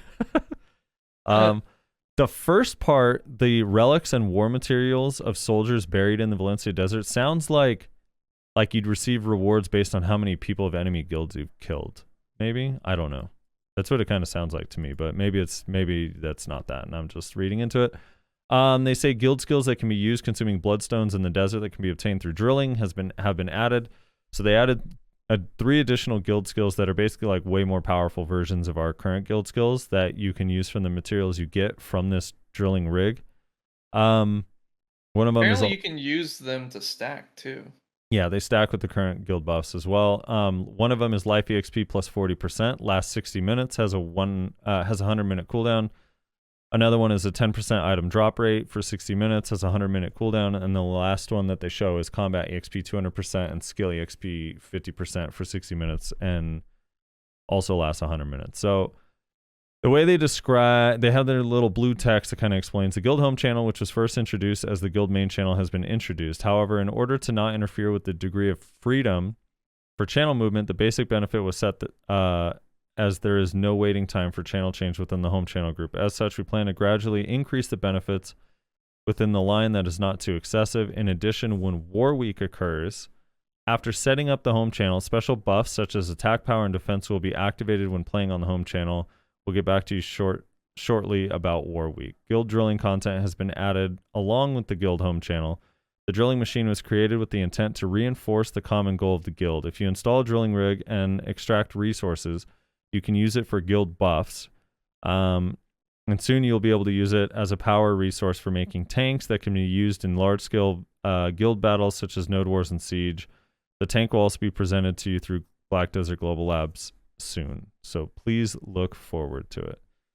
Fucking tanks. So it's kind of a lot, but the TLDR of it is they're adding this war system where you can have a home channel and you and the other guilds on your home channel are at war with the other guilds in their home channels. And you can basically destroy the rig. I don't know if there's going to be benefits to destroying enemy guilds' rigs, but you can go and attack the rig out in the desert or defend your rig. I'm not sure if you're going to have to declare or how that works. And as long as the rig is up, you're mining these materials that you can use for these guild buffs. And then at the end, I guess after having it for a certain period of time, when drilling is completed, the drilling machine disappears and you receive a reward for 30 days in the Guild Activity Reward UI. So, I'm not sure. Yeah. But it does seem kind of interesting. Originally, when they mentioned it, they didn't mention it here, but when they first mentioned it, they talked about War Week a little bit, and they talked about that they intend to have some sort of leaderboards or ladder for this. So that hopefully that's still in play. And the War Week thing sounded like at the end of a month or almost like a season would be. There will be 1 week where you just declare war on other guilds and go like all out. Like everyone on your channel can go to war with everyone on a different channel. Not sure exactly how it'll work, but yeah. Sounds fun. Sounds kind of cool. And then the guild tank thing is just one of the things that you can get for mining in the desert for a long period of time, is this guild tank thing, which I'm not really sure what it does. They have no description of it, but it looks really funny. Yeah, it does. Yeah, starting with Nashi, your thoughts on this War Week stuff, or this guild home channel The war home stuff? channel thing I really like. I think that's pretty cool. Interesting idea that they're implementing. The drilling thing's weird. I'm not sure where that like comes into play. But Well, I think the drilling thing is like a the longer you have it, the more benefit you get, and other people can come attack it. So it's like something you set up that you want to defend. so because you yeah, get it's rewards kind out of of it. it's. I think we had this kind of like discussion before, where we said, say for example, almost like capture a particular spot in the Yeah. territory and it increases your buffs. And for like drop rate, for example, it like stars in, but then people can come contest it and you have to go and defend it. Well, that was one of the examples they gave at the Calpheon Ball as like something that they were thinking about implementing, I think. Oh, with was the that what that whole- was from? Yeah, with the whole Yeah, we were server discussing some about suction it. I just thing. don't remember what the context was of where it came Yeah, from. no, I'm pretty sure that's what it was. That was something that they brought up in the Calpheon Ball as like a thing that they were thinking of doing with the whole home channel shenanigans. So I mean, I like that. So I like it's like an idea to people can come mess with it. You know, like something outside the node war. Type Yeah. situation. It's not just like everything's like usually all focused around node war oriented stuff or just like random GVGs over spots. But this is more specific to not anything necessarily related to node wars, but yet at the same time, yes, because of the tanks. I don't know if there's a time slot allotted for this, or if you can just attack at any point. I'm not really sure. They haven't said the specifics on that. But it almost sounds like you can literally just put it up whenever, and I don't know. The enemy guilds can just come attack it. I just wonder if it's like, I mean, there's like two options that they can do to make it so it's not just like you're just going to these channels where no one's there and you're killing the rig and then you leave, you know, because that doesn't really sound that fun or interesting. But if it's something like the rig is actually really hard to kill, and when they attack it, like your guild You get gets an notification. alert. The guild. Yeah, that would actually be kind of cool, and then you can go defend it. But could you imagine how freaking like trolly that would be when someone just comes up randomly, hits it, and then just like runs away, just to fuck with everybody?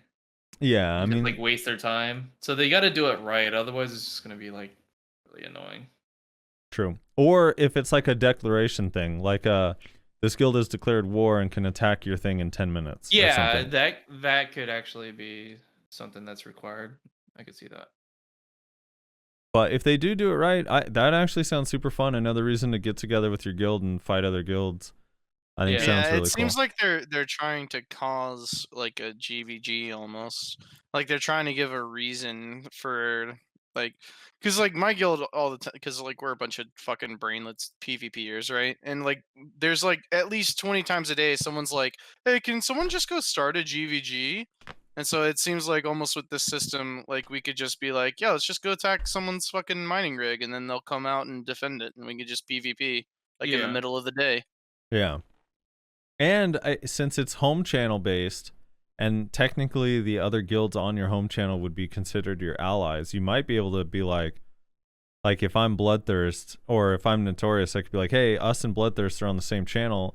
Let's go kill Barcode's rig on Calpheon, you know, or something like that. And the crazy part is like your entire guild has the advantage of being very easy to defend it via switching channels really quickly.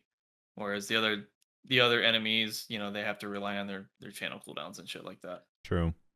So it's pretty interesting. I wonder, I think it's because cool. like I like that they're looking at PvP and like at all, you know. the only thing I'm interested in is like if it's out in the desert, like that's so far away from where everyone grinds, right? True. You have underwater, stars in, and I mean the closest like relevant grind spot for like would be like Kratuga. I mean, unless you're actually in the desert at like Histria, right? So it's like I wonder if maybe they're gonna come out with like a guild skill that'll like teleport members to the guild drill on like kind of a low-ish cooldown, maybe like a Right. 5-hour cooldown or something. Or maybe That'll like independent. teleport. Like Yeah, it could be if an everyone had independent their one. own port that had a Oh, cooldown, so your yeah, whole guild maybe. didn't have to go. Because yeah, if you can't port, like it's gonna be only a few weeks before people are like, I'm not going, just let it die. Yeah, Yeah. pretty much. Yeah. Um, You would have to either A, make the rewards absolutely batshit insane, which is just going to be the rich get richer because only Yeah. the like siege guilds are going to keep that shit up, or you have to make it easy for people to go out there and defend it. Yeah. Well, I like this the whole location thing is, the main issue here, obviously. But I'm surprised they just didn't like why a oil rig? Like why not like a shrine or something that Well, because it's you know- mining. Like that, I think Yeah, that's the and- whole point of it. Because mining shut out in the desert. Yeah, well, I think they Yeah. wanted like this is the idea they came up I with. thought we had a Korean company, not like a that we're working with here, not a fucking Do you not Middle support Eastern company. fracking? Actually, what's your problem? I'm just saying, I thought this was like a Korean company, Ex- not a Middle Eastern ex- company. One Expect thing a we're lot not of talking earthquakes in about, though- BDO. One thing we're not talking about though is how well designed this is. That like to get it up and running and keep it running, it seems like it's a life skiller's job, but it's a PvPer's job to go and defend it, so that it's True. actually content for like multiple types of players, right? Yeah. I feel like this is kind of their way of like low key making the desert a viable spot to go fight again.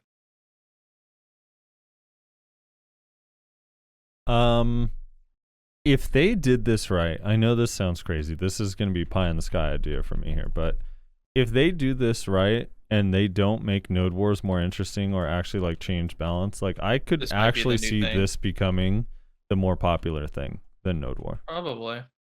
Because right now, Node War is in a really, really, really sad state. Partly because everyone's waiting for the changes, but also partly because the balance Yeah. stuff won't get changed. I mean, imagine if like so you're on your home channel, there are other guilds on your home channel with their rigs, right? And you can set up like, hey, fucking Node War time, you deck on us, we deck on you, and then whoever's fucking rig survives is the winner, you know? Yeah. Like a friendly fight type deal. I also hope there's some reward for actually sticking around Killing and it. killing the rig. Yeah, there has to Yeah. Because if There not, has to be a if reward. there's no point in killing it outside of just, hey, you get to grief these other guilds and stop their production, it's going to feel really stupid. be. And obviously there needs to be more rewards for killing one that has been around longer so that people like in like low B guilds It gives more don't just benefit get to actually griefed. stopping someone. Yeah, that so like can there's a defend it. reason to Right. go destroy the siege guild's rig because you get a fuckload of shit for it, right? Yeah. Right. As compared to a guild that just put theirs up yesterday and only has 10 members in it. Well, how about make it something like this? Like, you know how, well, originally Node Wars, you would only be able to collect the cash at a certain point in time. Well, how about like basically the same kind of thing with this oil rig thing? You can only collect it once it's done with its cycle or whatever. But if you kill it, you get everything that's literally in that cycle. Ooh, you get everything they mined. That could be interesting if the rewards are That good. would make it worth it. Yeah. But I'm because- still like there you have an issue of like people are just gonna pick on weaker guilds that Well- can't defend their shit, right? Well, no, I because mean- just like you said, if it's designed in a way where you get whatever they've mined, then that would mean the strong guilds that have it up longer are going to give you way more rewards. Yeah. Oh, so anything that they've been That- mining? Yeah. You get Oh, small okay, rewards yeah, for yeah, smaller yeah. guilds because they probably have theirs killed all the time or whatever. So it's not really worth too much of your effort. I mean, the other thing too is like technically with this system is the guilds are not alone. So someone else could come help me defend Yep. it on my own channel. Like Noto doesn't have to defend the Noto one. Like another Valencia guild could come defend. Technically, Mhm. because you're supposed to be on the same side. So that could be interesting too. Unless you're not. Yeah, unless Because you let's have be enemies, yeah, honest- because people turn on each other real fast in this game. I dude. wonder how Well, they're going to limit that though. Are they going to make it so that only one guild can place in the desert I at could- all? No. There's gonna be multiple places, Per- but I like, could well, 100% I mean, think about it. see. I could 100% see a guild being like, "Hey, we should either go destroy theirs, or at the least just let theirs die, so that we can place our drill there because it's a better spot to defend than the spot that we have." Let's say, Well, all right? right. So think about it like this. So arguably, you could say every single guild can just fucking choose the same channel, and no one can ever really attack theirs or whatever. That'll never happen though. Yeah, but Yeah, yeah, I know, but like, they could, imagine sure. that scenario. Imagine that scenario. But how about this? Make it so that there's a restriction, so there's only like X amount of guilds that can place in the desert on this particular channel. Right. I wonder You too see if what I'm it's saying? gonna So be. it forces factions rather than. I mean that's another thing that could make it interesting is if, let's say, if your Valencia is your home channel, right? You have to build Yeah. your rig on Valencia. I don't know what it would be, Valencia 1 or something. It would be kind of interesting if like all of the guilds' rigs that are on the same channel are kind of near each other. So if you attack one, you're kind of threatening all of them. So multiple Yeah. guilds want to come defend. mm-hmm. That would also be interesting. Because if they're, man, it could My be only so problem with fun, dude. I don't want to get hyped up, but man, it My could be only so problem cool. with that is server load. You know, how much can the servers take? Yeah, I mean, I doubt though on a whim, like all these guilds are going to be bringing 100 people though. But yeah, I mean, I don't know how many. We have kind of a lot of different servers, so I don't know how many guilds would be on each one. But if it's divided relatively Also- evenly, it shouldn't be too bad. Also, notice that they said that server clusters are 1, 2, and 3. So I wonder if 5 through 6 or 4 through 6 is going to get chopped, renamed, etc. And that server clusters are only going to be 1 through 3 now. No, I don't think so. I think honestly the reason they're doing that is because originally you were supposed to be able to switch on all channels, but I think that they wanted, if you're getting griefed, you to be able to switch to a channel that they can't forever switch to, like with no cooldown. I think that's the only reason they left half of them open. The other thing that kind of sucks too is on all of those channels, the 1 through 3, only one channel is Hadum, and on Valencia, for example, like Noto, we're on Valencia usually. Valencia 3 is not even a Hadum server, so literally 1 True, through they're gonna have 3 to is fix not that. even Hadum, which kind of sucks for us. Yeah, they'll have to fix that. We'll be able to freely move through channels we don't really want to play in. That's why I think that's why I almost feel like they should redesign like the servers, honestly, and just have it be 3 channels. A 1 server cluster is 3 channels. I Mhm. think this Three is servers. they're You have probably using one- this as you the have opportunity to one- do that. You have 1 which wars take place on, then you have 2s, which is a normal channel, and then you have 3s, which are Hadum servers. Like that seems to make the most sense to me. I mean, it would be Yeah. cool. But then also, if there's like a bunch of different channels, how often are wars going to be less frequent? If you have too many channels, or not wars, but you know, the fights. But you don't have to add channels, right? You convert the 4 through 6 channels we have now into different server clusters. Well, is I what I'm know, saying. but then they'll be on different. Yeah, but that'll create more channels to have a home channel on, so there'll be less guilds Oh, to fight in on reference each to a channel. home channel. Yeah. Okay, yeah, I see what you're saying. I don't know. But the thing is, the thing that you're not thinking of though is it's not like Node Wars, right? Like every guild is going to have a home channel, every single one. It's not Right. like Node Wars where only a certain percentage of the guilds participate. Every single guild is going to have a home channel. The entire population of this game is going to have a home channel. That's true. Yeah, because there's a benefit for everyone, even if you don't really Yeah. want to fight. True. It really makes it not worth not being in a guild and like constantly hopping around, merc, you know? Because No, Yeah, people value karma bombing too much to be in guilds. I mean, that's a different thing. I'm talking about like with just straight up merking and whatnot. Like you don't get the benefit of swapping between channels. Plus, they said that they're going to come out with more benefits in the future, right? So it wouldn't surprise me if they came out with like drop rates or EXP or like things of that nature on like your particular home channel. Yeah. Yeah.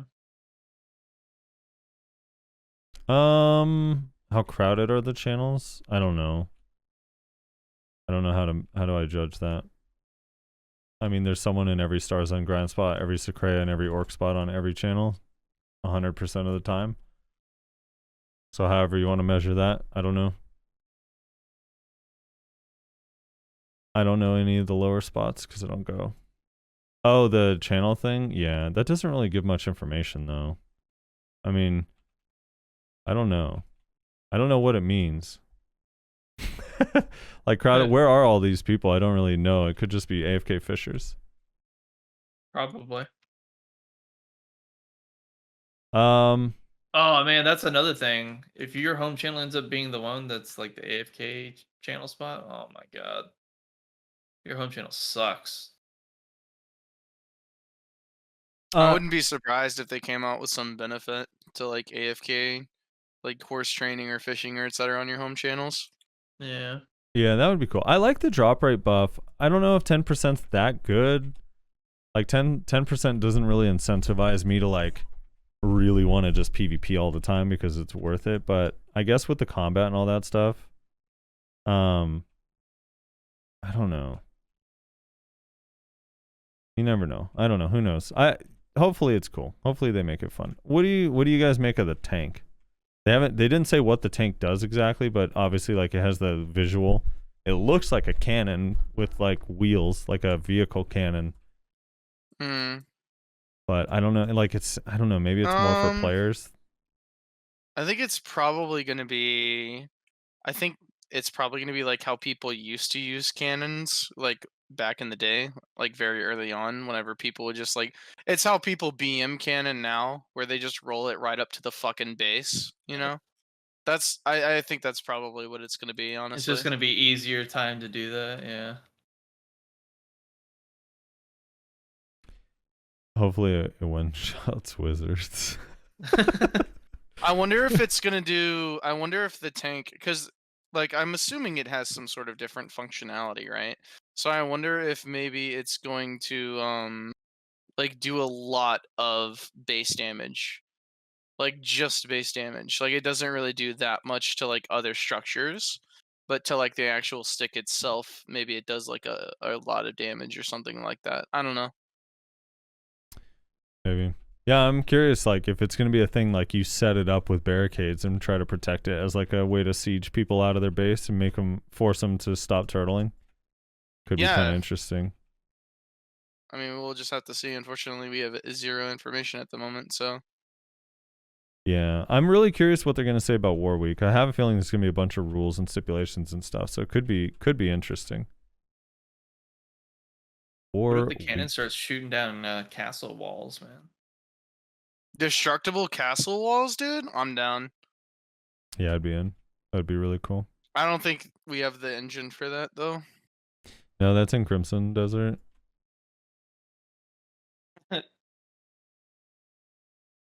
Multiplayer game. This game doesn't want to give me shards. It doesn't want me to finish the ring. I'm really, like I said earlier, I'm convinced that they nerfed the shard drop rate at orcs and probably castle runs. Well, they did make them tankier and do more damage, right? So No, they nerfed them. No, they made them tankier in this last patch. no, they're going to nerf yeah, them. they're going to nerf in the them. global lab. Yeah. Yeah. I do want to talk about that. So they on Global Labs they changed some of the health pools of the Elvia mobs at Baragi Den, Alter Imps, and Baragi Den. Wait, Orc, Baragi, and Alter Imps. Those three. They reduced the health on all three of them by 20%, and then reduced the attack, like their AP by a little bit, by 10% or 2% or whatever, and then they lowered the requirements for Alter Imp and Baragi Den. Now says 250 AP is the minimum rec. I'm hoping, because Baragi to me feels similar to Secrea. So if it's lowered by 20%, if its health pool is lowered by 20%, like, and it makes it even, like, they're even weaker than Star's End mobs, like, that place is going to feel really good to grind. Because I kind of miss having a Mancham spot that feels like you can kill packs in, like, just a couple abilities.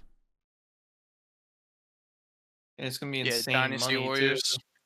Yeah, a little Dynasty Warriors, you know? Just think of the money that's going to impact the market and whatnot from that change.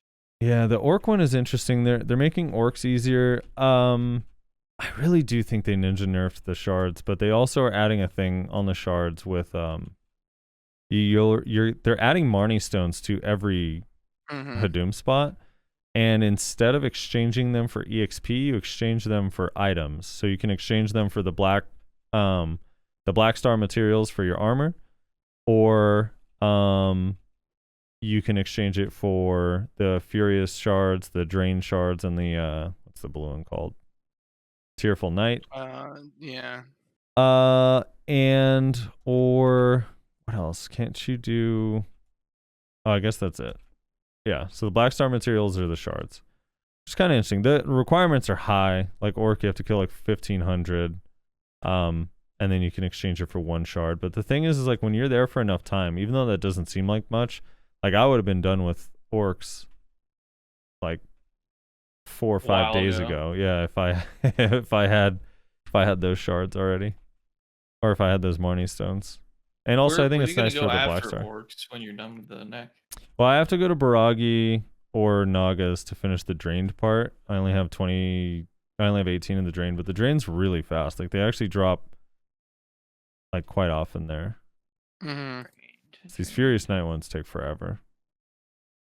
The Drain Knight you're talking about? Yeah, the Drain Knight. They drop really good over there. They drop a lot at Baragi, yeah, and at Nagas. Huh. So I shouldn't be at Monastery? Is that what No, I think Monastery is still good because Monastery might be better money. Well, Nagas is really hard to get good money because it has weird mechanic and you have to learn the pulls. But yeah. Bloody Monastery, I think, is really easy to get good money. Mindlessly grind here and I do really good. Yeah. I think Monastery. How many do you get per hour? How many of the drain do you get every hour? It's really RNG based. Honestly, I don't know for sure. Like right now I have a total of 36 drain nights, and I've probably spent a good 5 hours to 6 hours here. All right. So you're getting like 5 or 6 an hour. No, that's what I mean by good. Like Baragi's the same. Like you can get anywhere from like 3 to 10 an hour, but at Orcs, like the first week I was getting somewhere between like 3 and 5 per hour, but now I get 0 to 2 per hour. Oof, that's rough. Yeah. Like I said, my first ring took me about 19 hours to complete. Oh, speaking of which, I just got another one. You're carried. My first ring took me about 19 hours to complete. My second ring, I just passed the 39-hour mark, and it's still not done. So I don't know. I don't know what happened. Something happened. It's hard to get. Okay. And another mass. Jesus. You know, Rosler, I really think the interns listen to your complaints about not having enough masses. And they're just like, fuck it. Let's just dump a shitload of masses on these new zones. Just for Rizzler. Like, holy shit. I mean, they were like this in KR too, right? People were saying that they were getting like 5 masses an hour and shit. Yep. Yeah. So, but I just don't know what to do with all of them. I have hundreds of them. Hundreds. And not from grinding here. I had hundreds previously from all my fucking workers. Turn them into billions and billions of silver, dude. Apparently. Yeah. I need to do that, actually. Hands for profit, dude. And turn them into billions. Yeah, people overinflate what they think masses are worth. It's actually insane. I mean, it's like a running joke in our guild. Every time we get a mass, we link it and be like, oh shit, 50 mil? Easy 50 mil. Like, people are like, dude, Orc Camp is so good. I'm making 700 mil here. 350 mil in trash and like the rare drops with a tent buff and a yellow loot scroll, and then another 350 mil in masses. It's like, damn, that's crazy. Must be nice. I don't know. Yeah, orcs is I actually don't like orcs that much. I know Rezlar now hates orcs because he just died. Said F this place. I heard that. But it's just fucking, I don't understand why they fucking made them tankier and hit harder. It's very confusing. They were already really difficult to like deal with. They were like the second hardest solo grind squad in Hadum. And then they were like, you know what, these need to hit harder. But we're not gonna like make them more worth or anything. We're just gonna make them hit harder. Yeah. Like, if it came with an increased drop rate or something, then like fine, but it didn't. So it's just a straight up nerf. It's really confusing. well, Orcs was like insanely good on KR. That's why they nerfed it a bunch of times. But I think the But they one we nerfed got it before we got it. Well, they did, but apparently we didn't get the whole set of nerfs, and they just didn't patch it to us or tell us in the patch because them making it tankier, like we have the same one that KR has now. So it's not like ours got nerfed more than theirs. Yeah. But anyway, yeah, I don't know. Orcs, the other reason why I don't really like it that much is because I'm forced to be here instead of by choice. Yeah.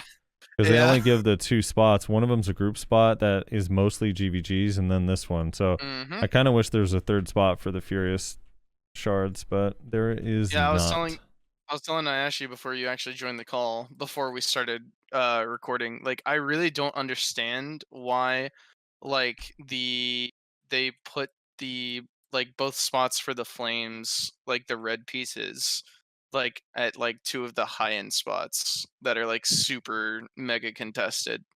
Like that's just like kind of Yeah. confusing to me, honestly. It's kind of confusing and kind of annoying. Yeah. It's tough. I mean, Castle Ruins is actually fairly easy. You do need DP, but like when you're there with a group, you kill pretty quick. It's fun. Yeah. But it's so contested. And the way it's designed is just so griefy to other people. Like people, I don't know, it just fights just break out just instantly there. And the fact that there's really only 2 viable rotations makes it even harder. Mhm. And it's because there's a material that you absolutely need there, and I think a lot of people are tired of Orcs already. Probably. Well, I mean, this is probably their indirect way of helping buff that zone is by nerfing orcs, right? Making orcs easier to grind at. Yeah, I actually won't mind. Like They're making I don't like all the zones easier to grind that. They're nerfing like everything, or technically buffing. They're nerfing all of the mobs just in different levels. Yeah, like how do you guys like to word that? Do you prefer to word it that they're nerfing the zone, or that they're like how they do in the patch notes, or that I it's guess you have actually to a buff say to the they're players? buffing the players, nerfing the mobs. I guess you have to Yeah, have to exactly. clarify because I guess it is confusing. Yeah, because when you say it, they're nerfing the zone, it just kind of sounds like it's a negative for the player. Yeah. Weird logical thing. Yeah. But yeah, I don't know. I'm looking forward to those. So Do I you can go back to still- orcs. Do you still like it? Did they fix anything with Ultra Imp this week? I saw in Global Labs that they made it so the beg won't despawn finally, Wait, Yeah. which is When kind does of Vel nice. spawn? Bell is in an hour in 40 minutes 40 minutes? Yeah, 40 minutes. Okay. later today because of daylight. Yeah, they fixed some stuff. Like the beg thing they fixed, but I don't think they fixed the other issue with beg. The issue that I talked about. I don't Which think one? that's actually been fixed. Which issue? With the killing of the No, that is what they fixed. That's what they fixed.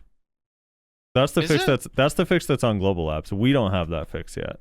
Okay, yeah. Yeah, it's on Global Labs. We don't have that fix, sadly. But we need that fix because that shit.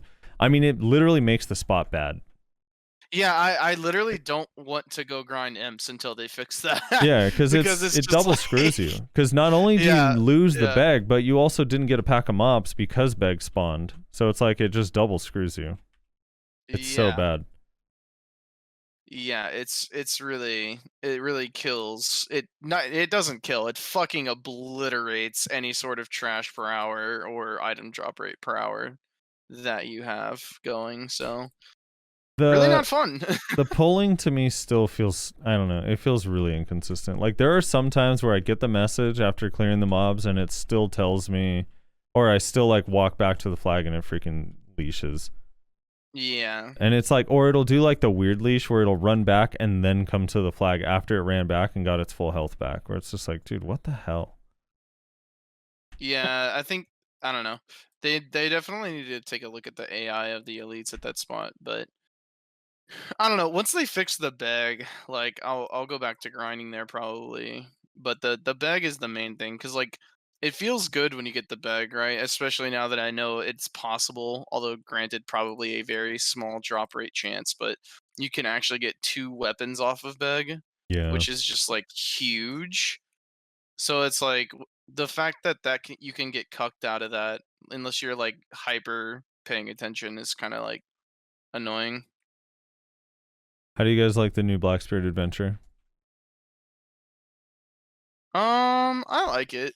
I think that I don't really get the change, but it's not a bad change. I just don't really get why they made it, I guess.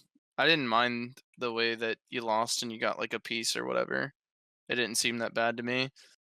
Maybe if they just increased the rolls to 5 instead of 3, that would have been enough. But I mean, I don't mind it. The 3 different boards are interesting. Um, I like that although they changed it up, but yeah. the rewards on each board are like super inconsistent. Like I think it's the second board is like garbage compared to the other two. Which is kind of weird, but I mean overall it's not a bad change. Yeah. I mean, I like Like actually getting the rewards.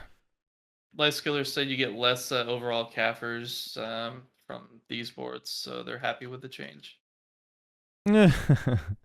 I mean, they didn't change the special board though. At least that I can tell. Yeah, but I think there was more Kaffers than Ancient Spirit does on the original was there? board. I don't know. I mean, I think still like. so. I'm just trying to get to the 50 roll and then eventually the 100. But I love that you can now finish this special board and it gives you a completion, which is nice. Yeah. Because for me, I really only try to get on the special board. I don't really care about anything else. And the special board gives, dude. They gave us a ton of dice. Plus, I was saving up, waiting, so I had like 25, 30 dice. I made like 400 Kaffir stones or something like that, or 350 Kaffir stones rolling the dice because of the special board and the Arcana cards and stuff. Yeah. Felt pretty good, dude. Yeah, that's there. The only thing I kind of wish, which just happened to me just now, is I almost kind of wish that, let's say you're 3 spaces away from the end and you roll an 11, if like it gave you those 3 spaces and then it moved you the further spaces once you were on the next board. I kind of wish it did that. Yeah, honestly. instead of cucking you on your roll, but yeah, it is what it is. instead of you getting an 11 when you're 3 spaces away from the exit, and so now there's just like 8 spaces wasted on that good roll, right? Yeah. That's the only thing that I kind of wish that they would do, because I believe, if I'm not mistaken, they fixed the multiple doubles roll. I believe they fixed that. Yes. Yeah. Well, not. I mean, depends how you define fixed, but they changed the rules on it. Because before the rule was you can't get multiple doubles, so that way it was hard to complete the board. Now you can get infinite doubles. Actually, it happened to Pax yesterday, where he rolled doubles for the entire board in one roll. What? Yeah, he got like super RNG carried and rolled 1 dice and doubled his whole way across the board. Yeah, before the rule was you couldn't, if you got a double, you couldn't get it a 3rd time. I think to prevent you from moving across the whole board easily. Wait, what? No, it didn't count. Is Yeah, the thing. it didn't count, so it didn't give you an additional roll. Yeah. Now you just keep getting rolls the whole way. It's fancy. Fancy. It hasn't happened to me yet though. I never get doubles, so. No, I do get doubles That sometimes. many doubles in a row. I've gotten 2, I think, is the most. You got back to back? Yeah, I got back to back. It's pretty nice. I haven't since the change. Yeah, I didn't even realize that was a thing until someone said that they rolled across the board. I was like, wait, what? Oh, they fixed that? Thank God. Because that made the second double feel so bad. You're like, damn it. Yeah. Okay. Moving on. We got I just want to touch briefly on some of the awakened skills. They changed the warrior one kind of significantly. So when it first came out, it was either 1100 or 1000 times 4. Then it was a float, like it's an uppercut.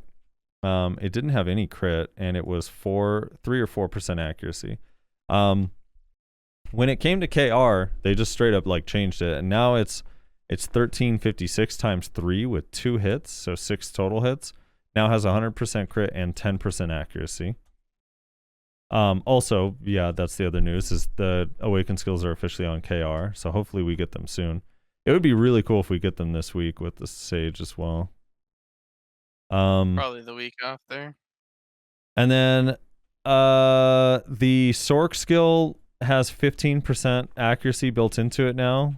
Another thing that was no changelog or anything like that. It just randomly was there. They now have 15% more accuracy on that skill. The Guardian one you can now actually quick slot. Before it was not quick slottable. It was only usable after a flow or an ability. The Ninja one they kind of redesigned. They removed the first hit and the stiffness from it. It's now just an iframe backwards with a hit at the end. You can go step after it relatively quickly, but there is a little bit of an opening. You can't go completely smoothly from the iframe into go step. There's going to be a little bit of a gap. But I do think that that skill has a lot more utility now with its new version. It also has a all evasion minus 6% for 10 seconds debuff upon good hits. What is the other one? I think most the lawn no that happened the week before. Yeah, I think that's it for like the big changes. The only other one I can think of is Tamers now has air attack on the first hit, so if you use it after Garuda or intimidation or I don't know, any ability that's gonna like float or knock down, you can get a little bit of extra damage if you follow up with the new skill. Trying to think if there's anything else that changed. I think that's all of them. It's probably something. The Kuno one didn't change. That one kind of broke my heart a little bit. Actually. A lot of it. And it makes me upset. Oh yeah, they fixed the Musa skill. The Musa skill no longer conflicts with either, I forget if it was below the belt or crosscut after forward chase now. The key input is improved. And then there were some other like bug fixes and stuff, so you know. So you think we're not getting it this week, you think the following week? Yeah, they Yep. probably don't want to conflict with Sage release, I would say, for NA. Yeah. I could see that being true. Did we talk about the console, by the way, is getting Sage on the 31st. They're getting theirs a little bit later. Did we talk about the console roadmap last week? I can't remember. I don't think so. Yeah, we did. Okay. We talked about them getting Caphras and all that stuff, right? Oh. Yeah, Oh, did- yeah, Did- that. Did we yeah. talk about the timeline? I can't remember if I don't- had it in time. I don't think we talked about the timeline specifically, but we talked about how they're getting Caphras like C2 and then it's going to be released later on in Yeah. 2024. Okay, yeah, okay. So then we did talk about the timeline. We talked. That's the only part of the timeline we Okay. talked about, that they're getting it in 2024 or whatever, which is like depressing. They're getting C5 at the end of this month. They'll be able to go up to C9 in August or September, and then C20 in March 2022. That's a legitimate, like, that's actually their release schedule, which is wild to me. Just absolutely wild. Yeah, that's. I'm very confused by every decision they're making on console, honestly, at this point. I hate to point and laugh, but I did find it kind of funny that a bunch of console players were telling me that because Star's End came out last week, right? And that allows them to get Black Star, which actually is an upgrade for most, because remember they don't even have Caphras yet, so they don't even have Zarka at C1. So Zarka Black Star just has one more AP plus the monster damage at Tet. And then the other thing that's a little bit funny, is because they just got distos and they've been like sitting on no new content for so long that Star's End is so overcrowded that people are regularly 2 and 3 party grinding the spots at Star's End. Yikes. Which I just find so funny. But sad, I feel really bad for you guys, but it is also really funny. Also, some people are RNG So carried, dude. content starved. that You- they you know willing to Butters. Party up. You know Butters, right, Rez? Mhm. This motherfucker already has a Tet Black Star and 2 Tet distos. Jesus He Christ. made all of it. I'm just like, God damn, dude. That is insane. Like a week after launch, that is so nuts to me. But yeah, so congratulations, console. They at least have a roadmap, which, so even though we're making fun of them, they are kind of hype about what's to come, because So they my know Vela's question- coming. They know like this other stuff's coming, so it's kind of nice. My question is, they're getting dust, right? So like, Well, right now, people- no. Oh, they're not. No, It's they're not. Just They're Caphras? not even. Oh yeah, they're getting dust. I thought you meant like right now. Are they getting dust? No. Yeah, I'm yeah, saying, they're like- getting dust. Yeah. Yeah, okay. So like, here's the thing that confuses me. Mhm. Like they keep talking about like how they're trying to like it's like not let this gear gap occur. But like all the people that are gonna get C20 before like the other people would, they're just gonna accumulate so much fucking dust from playing so much that the day C20 becomes available, they're instantly going to be C20. And like you still have a gear gap. Like I don't there's no Yeah, way it's to just avoid delayed. a gear gap. I'm yeah, so it's just confused. delayed. They're just gonna store up Caphras stones, and then when C9's available, just instantly be C9 on that day. Yes, instantly be C9. And the same thing at C20. Like, I don't understand this mindset that the console devs have. You literally cannot stop a gear gap from occurring.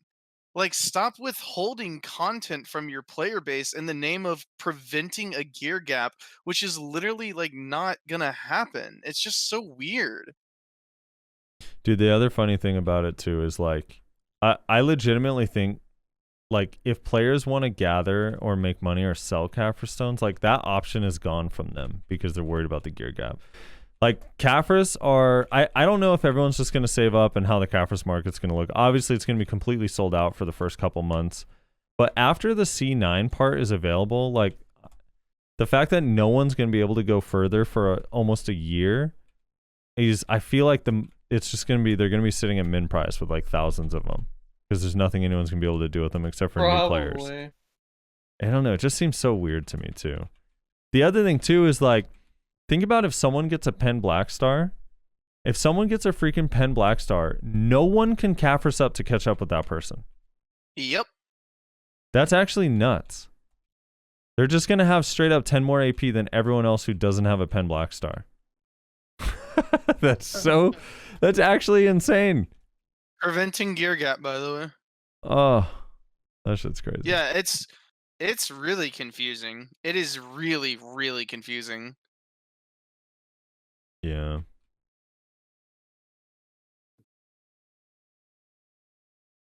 All right, is that all we got for today? Yeah, and then comments. Dude, I'm really excited. I wanted to ask you guys real quick this one thing. They said two things specifically about NAEU with the Sage announcements. One of them being that Sage is design is because they wanted to make a class themed to the liking of NA and EU players. Oh yeah, that cracked me up. So, what did you guys make of that? And also, they said let's talk about that one first because the other one's more positive. This one feels not necessarily positive to me because the implication to me feels like they're saying that, oh, NAEU, based on our numbers, looks like they love Wiz Witch, so we wanted to make another character that's a caster. And I'm like, oh my god, please tell me that that's not how you're reading it. Is that what they actually are saying? I took it as like physical description. So they're like, oh, NAEU likes big manly men, King Leonidas. Right. And so we came out with this wizard, but instead of being an old man or a fucking boy toy, you can be manly man, McManly man, who, fucking drinks whiskey and uses Old Spice. You know what I'm saying? That's what I took it as, which I find hilarious because, again, I feel the need to point out that it's just another fucking runway model. Please, for the love of God, if you want to make something for NAEU, how about let us play something other than fucking runway models? Like, Jesus Christ, dude, it's just so fucking aggravating at this point. Like, Well, every single person in this medieval fantasy world is a goddamn, like, cover model for fucking magazines and shit. This is not the direction I thought Rezdar was going. It's just like stupid. Like it makes no sense. Like I why mean- can't we play like monstrous type characters? Why are they so like reluctant to give us any type of that like play style or like aesthetic? Okay, you It's mean so not like confusing. not humans? Yes. Okay. Yeah, Because like I was gonna say because you Rudums. can customize this all you want. It doesn't have to be like a good looking dude. I mean, like Rudums or orcs or like fucking anything that's not just another fucking human or basically a human, right? Elf or giant. Like giant is the closest we have to getting like a monster type character, right? Right. Because let's be honest, an elf is just a fucking slender human with pointy ears. Like no one gives a fuck, right? Well, people love Like, elves. giants- People do give a fuck. Giant's the closest we have, and it's just like I don't know. It's so fucking aggravating. Would you play Like- a Sonel? It's been I'd fucking take whatever I can get at this point. It's been like 3 fucking years since they like teased that we were gonna have a fucking Rudum class, and we've gotten nothing but fucking runway models since, and I'm so fucking tired of it. You think the Hash is a runway model? Yes. All right. What about the Nova? Have you seen his jawline? It is kind of perfect. All right. What about Guardian though? She's kind of gross. Thick as fuck. What do you mean? Yeah, but like she's thick because she eats raw bear hide. Yeah. Yeah, she's also I've never like, seen a runway super- model eat raw bear hide. All right, so they deviated from one runway model and made a fucking like a tennis pro. Congratulations. Yeah. Like I just non-human, man. Non-human and non-human-esque, i.e. another fucking elf. Like, is it so much to ask? I just don't understand. A lot Like, of I people remember are people- a lot of people in chat are remember- saying maybe you should play something like Jurassic Park or Turok where you could be a dinosaur. I remember people were like there was quite a few people that were a little excited to see like what they would do with like a Rudum type character. Like not necessarily excited to play Rudum, but just like what they would do with it. And then they just they changed their mind, I guess. Which is like depressing. Yeah. Well, for the sake of Rezdar, when I make my sage, I'll fuck up his jawline for you. It's just stupid, man. It's just stupid. And like I forget, I think it was Nyashi or somebody, I forget who, like a few months back said that like I think it was Blizzard did a like international poll about like playable characters Mm-hmm. and that like NAEU really not that they still prefer playing humans, but that a larger percentage of the population likes to play like less human characters. Yeah, like undead and stuff. Yeah, whereas in the East, it is just down the board. I want nothing but hot men and hotter women. And that's why like all these fucking like Korean like game devs, they all they put out is fucking runway models or professional athletes. Well, they have that guy, whatever his name is, Zuko on Shadow Arena. That's like a weird little fairy elf thing. That's like he looks like Groot, like baby Groot. Mhm. I forget his name. Is it like Zulu or Zuko? I don't know. Maybe his awakening will turn into that thing. What if he turns into the cube for his awakening? He just becomes a cube. I do like the idea of like him moving around in that cube. Like, what if you could fly through the desert in that cube, or fly over You water? don't need a horse. Yeah, you don't need He- a horse. Dude. He rides his cube like the fucking magic carpet in Aladdin. Dude, that would be so sick. Oh, that would be so sick. Yeah, I don't know. So the other thing I was gonna say is they said they released this a week early as a thank you and for the transition and like to celebrate and this and that for NAEU.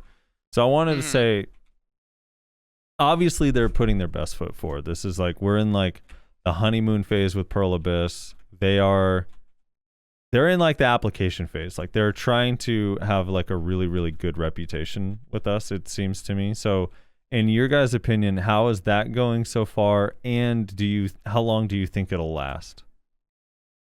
It's going good so far. I mean, how long it's gonna last? I mean, I don't know. They've been doing a lot of changes, a lot of positive changes to the game that are unrelated to us being under them publishing wise. So I don't know. It's hard to say. It's hard to predict because now that we're directly under them, it's really hard to know for sure how they're going to handle things thus forward. But yeah, I do agree. This is definitely them putting their best foot forward for sure. Hopefully, they can kind of maintain this level of like, giving us updates at least the same time as KR would be nice. If they could start like pushing that closer to that, like we get it the same week. But I understand there's localization issues and stuff like that, so that's probably why it's still usually about a week or so off. Yeah. Rez, your thoughts? Nerf suck wizard, and then we can talk. Dude, I wanted to say True. there was a point in that Sage release where they said that it's now that they work directly with NAEU that it's a lot easier to get content out there. And when I heard that, I started laughing because I was just like, dude, you're like straight up saying that it was basically because of Cacao that some of this stuff took forever. Yeah. Which I don't know if I'm buying into. In some cases, I could see that being true. An example would be like anything Pearl Shop related, but they had no problem hammering that through. Because Cacao would have restrictions on what they would, allow in the marketplace, just because they're trying to maintain a level of trust with the player base within AEU. Although over the years has been blown out, But I mean, I don't understand the content like as an actual content though. So yeah, that is a little funny. Yeah, about to finish another loot scroll and get 0 shards. I can't believe it, dude. Ouch. Dude, yesterday I had 2-hour loot scrolls with temp buff where I got only 1 shard, and 1-hour loot scroll with temp buff where I got 0. And then You're getting fucked. I had a half hour. Now this will be the second half hour in a row with 0 shards. Ugh. My God. I'm sorry. I only need 5 more, please, game. At this rate, I'm gonna catch up to you. Probably. I believe it. I wonder if maybe it's bugged or something. It's gotta be. Like, that doesn't make sense for it to be that low of a drop right over there. I don't know. Unless they're trying to balance it if they feel it makes much more money than the other zones. I don't think the shard really dictates that much though, because they still like even before they take so long that like even Well, not when you. that. Well, what do you mean then?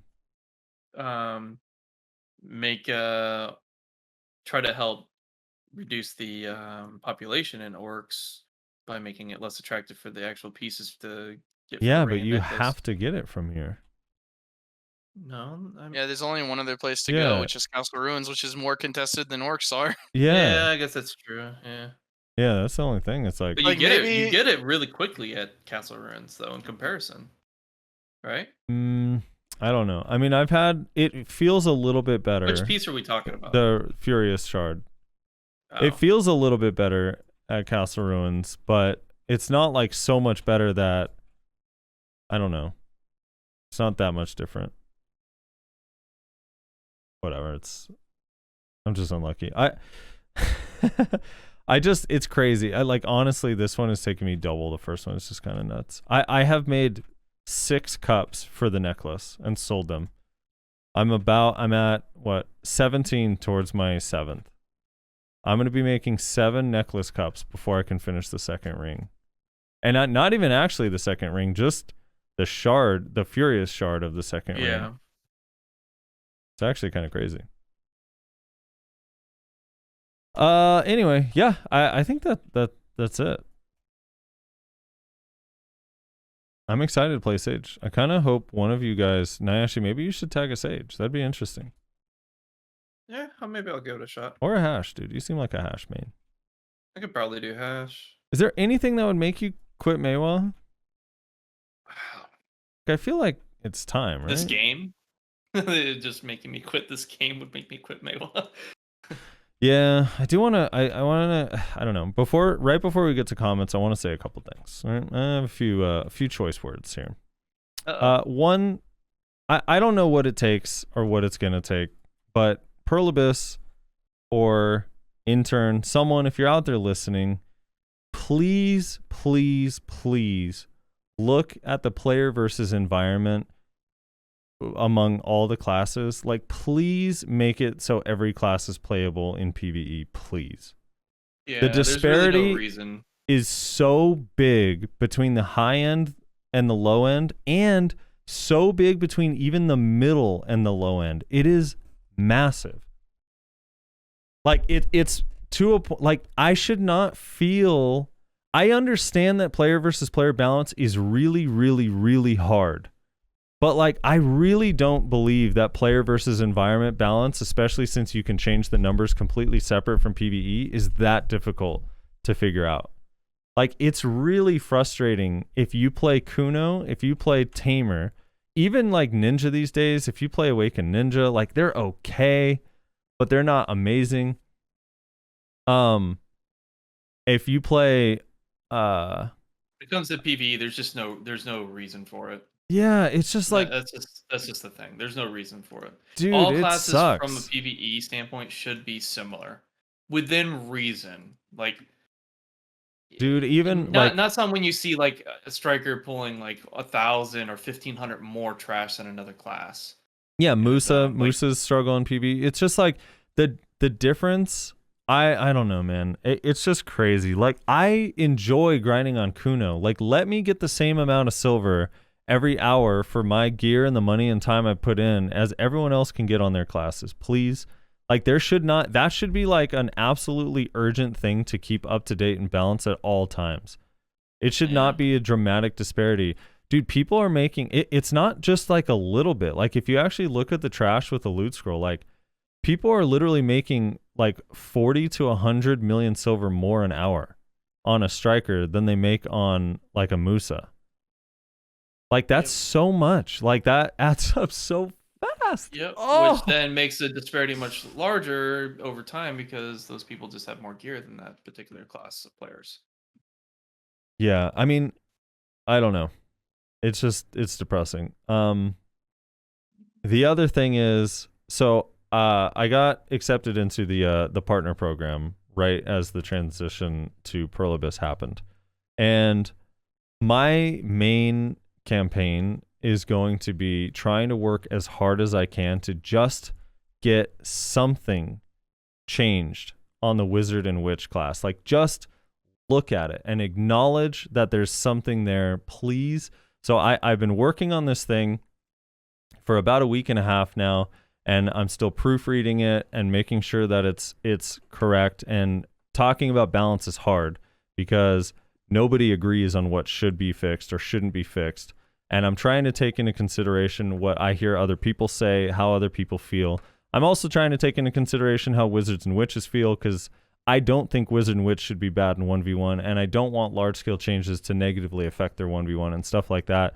So I'm working on something, and when I release it, I'm going to share it also with the Value Pack Discord, with what I send to Pearl Abyss, and hopefully, I don't know, we'll see what the other partners say, because not everyone really agrees on everything. But I do think it's important. Sorry?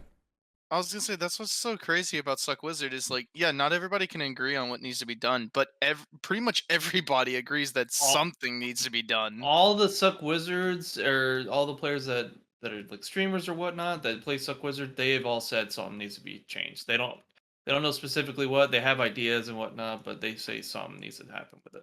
Yeah, that's what's so crazy about it, is like, you're They right. even You're 100% openly right. admit- Balance is hard, and nobody can agree on what needs to be done. But like 90% of this community can agree that something needs to be done. That something needs to be done, right? And Start tinkering with the fucking numbers at the minimum, or like change some sort of like aspect of how the kit functions. Bell's in 10 minutes, by the way. So Frosty about to get kicked out of the partner program. Yep. I don't know that maybe. So I'm gonna send it. Their review period will be like, listen, when we brought you on, we seen the White Knight aspect of you, and we were really hoping you would really pull through for us. It's just not working out, you know. Like, you got on this whole wizard rant, and it's not in the direction that we're looking to go. Yeah. So I wanted to say I'm going to send feedback to Pearl Abyss directly. I'm going to also share it in all the communities and different Discords that I'm in, and I'm going to do a read aloud of it on the podcast. And I think that it's hard and it's a little bit nerve-wracking because I'm putting myself out there, right? Because when you propose balance changes, you leave yourself completely open to ridicule because people are like, oh, this person doesn't know what they're talking about, blah, blah, blah, blah, blah, blah. But I'm going to try my best to be as fair as possible in my write-up, and my write-up is multiple parts, and it not only talks about specific things that need to be changed, but just the fact that the way it's negatively affecting how people feel in BDO for the last like year. But I don't know. It's ending with something along the lines of, even if whatever we say for balance changes needs to be done are not done and they think they disagree with them, I hope at the very least that it opens their eyes that, like, okay, we don't agree with what you think should be done or what your community thinks should be done or what the partners think should be done, but we understand that you guys are having a problem with it and we're going to make changes. Because I legitimately think it's the biggest, like, dark cloud on this game right now, like, in such a major way in every aspect of the game. And I'm tired of every week that people feel like they have to listen to a Wizard Complain podcast. Like, that sucks. I also don't want to talk about Wizard. I don't. It's just like, man, it's become exactly such a blatantly obvious issue. Yeah. It's what I said last week. It's what you just said. It's like everything that happens, it's like you want to be really like positive and be really excited about everything that's going on, but there's always this fucking dark cloud overhead that you're just like, yeah, but can this just like fuck off? Like, it's such a beautiful sunshiny day if this one fucking cloud would just fuck off, bro. Yeah. So, yeah, ultimately it's a PvP balance discussion. I'm gonna do my best to do right by you guys. We'll see next week. I'm gonna get Nayashe and Reslar's take live on my feedback when I release it. I'm gonna read it to you guys live next week, so we have something to look forward to at the end of the podcast, and then you guys can let me know what you think or how you feel about what I say. Okay. Well, since you're talking to witches and wizards about the change, I expect to be contacted fairly soon about my opinion on it. I'm not contacting a 2-week wizard. Just kidding. Yeah. Dude, I'm the best suck whiz in my guild. Right. I mean, I'm the only suck whiz in my guild, I think, but... So, again, my whole point of it is, like, it's fine if they don't agree, or even if the community doesn't agree with any of the things that I put in there, or that what other people told me should be in there, and I'm trying my best to make it as fair as possible.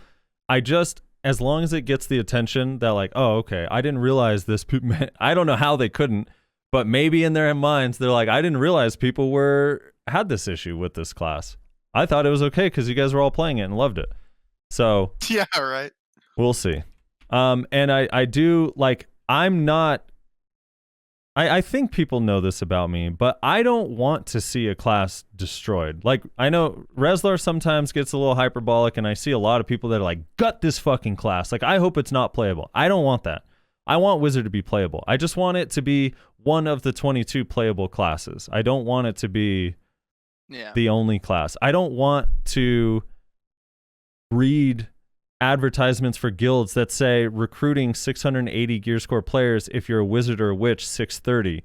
I don't want you to be like, hey, by the way, you have 1 year less progression than these other players, but you're still more valuable because you picked a wizard or a witch. So we're picking you up and not these other players. Like, it just doesn't, it's so far from where it needs to be that I don't know. I'm gonna try my best. So, and one of the reasons I'm mentioning it today is just to force myself to get it done.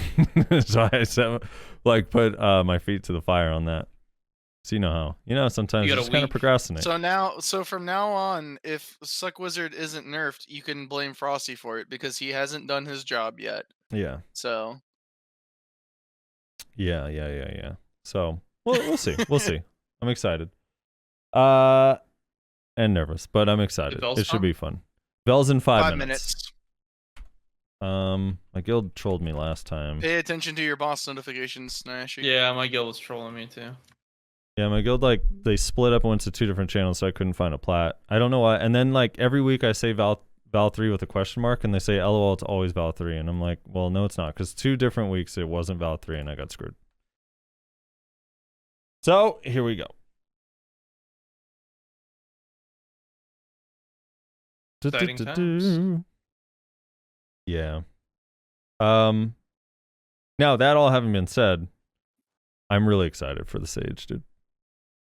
It's gonna be fun.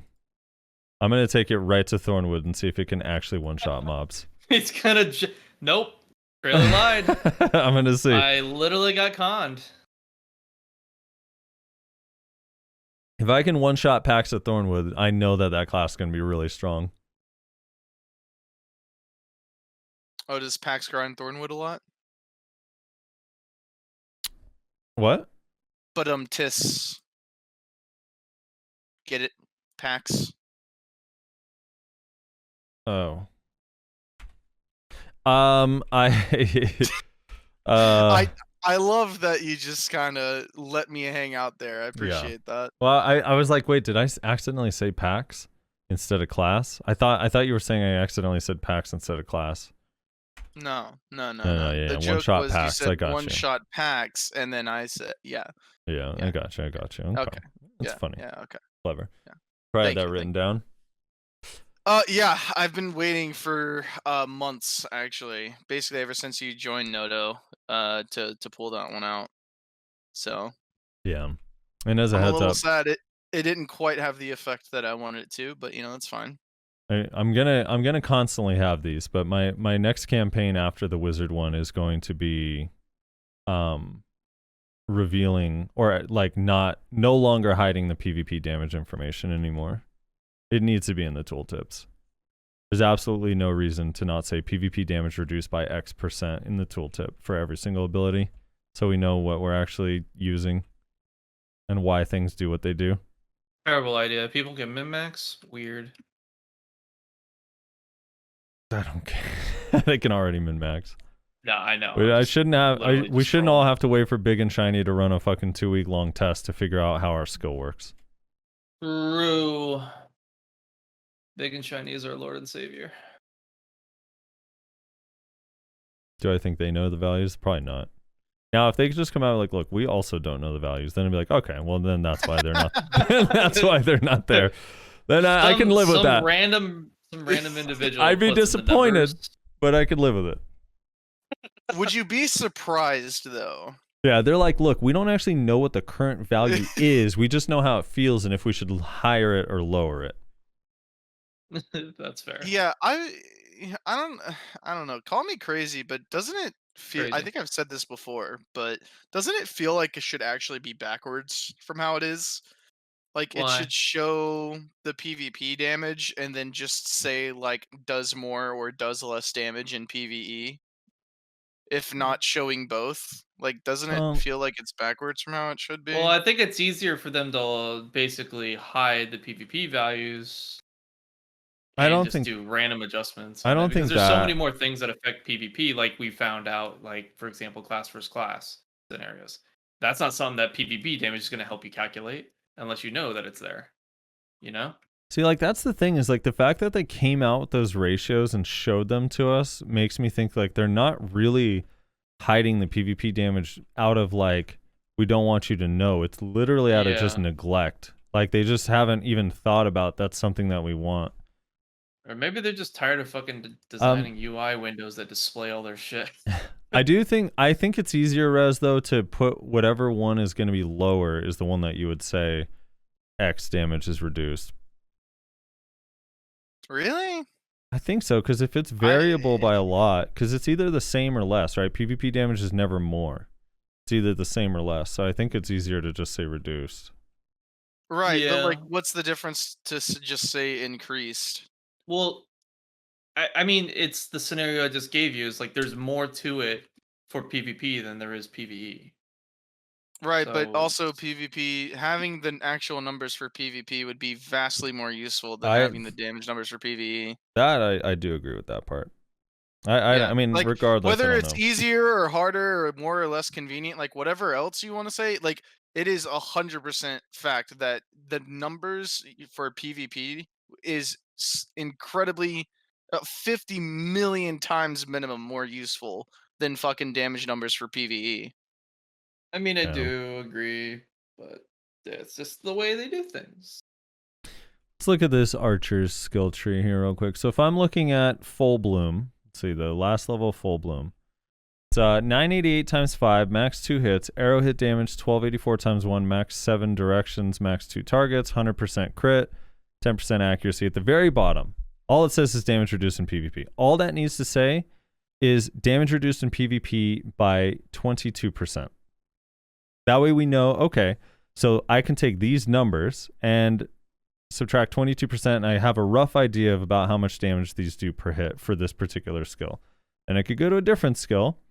All right, Radiant Explosion, 1260 times 6, 100% crit, 10% accuracy, all DP minus 15, damage reduced in PvP by 50%. So now I know, okay, this skill probably has more damage reduction, or because of how it's designed, it's harder to use, or it's easier to use, so it has more damage. Like, I would just know.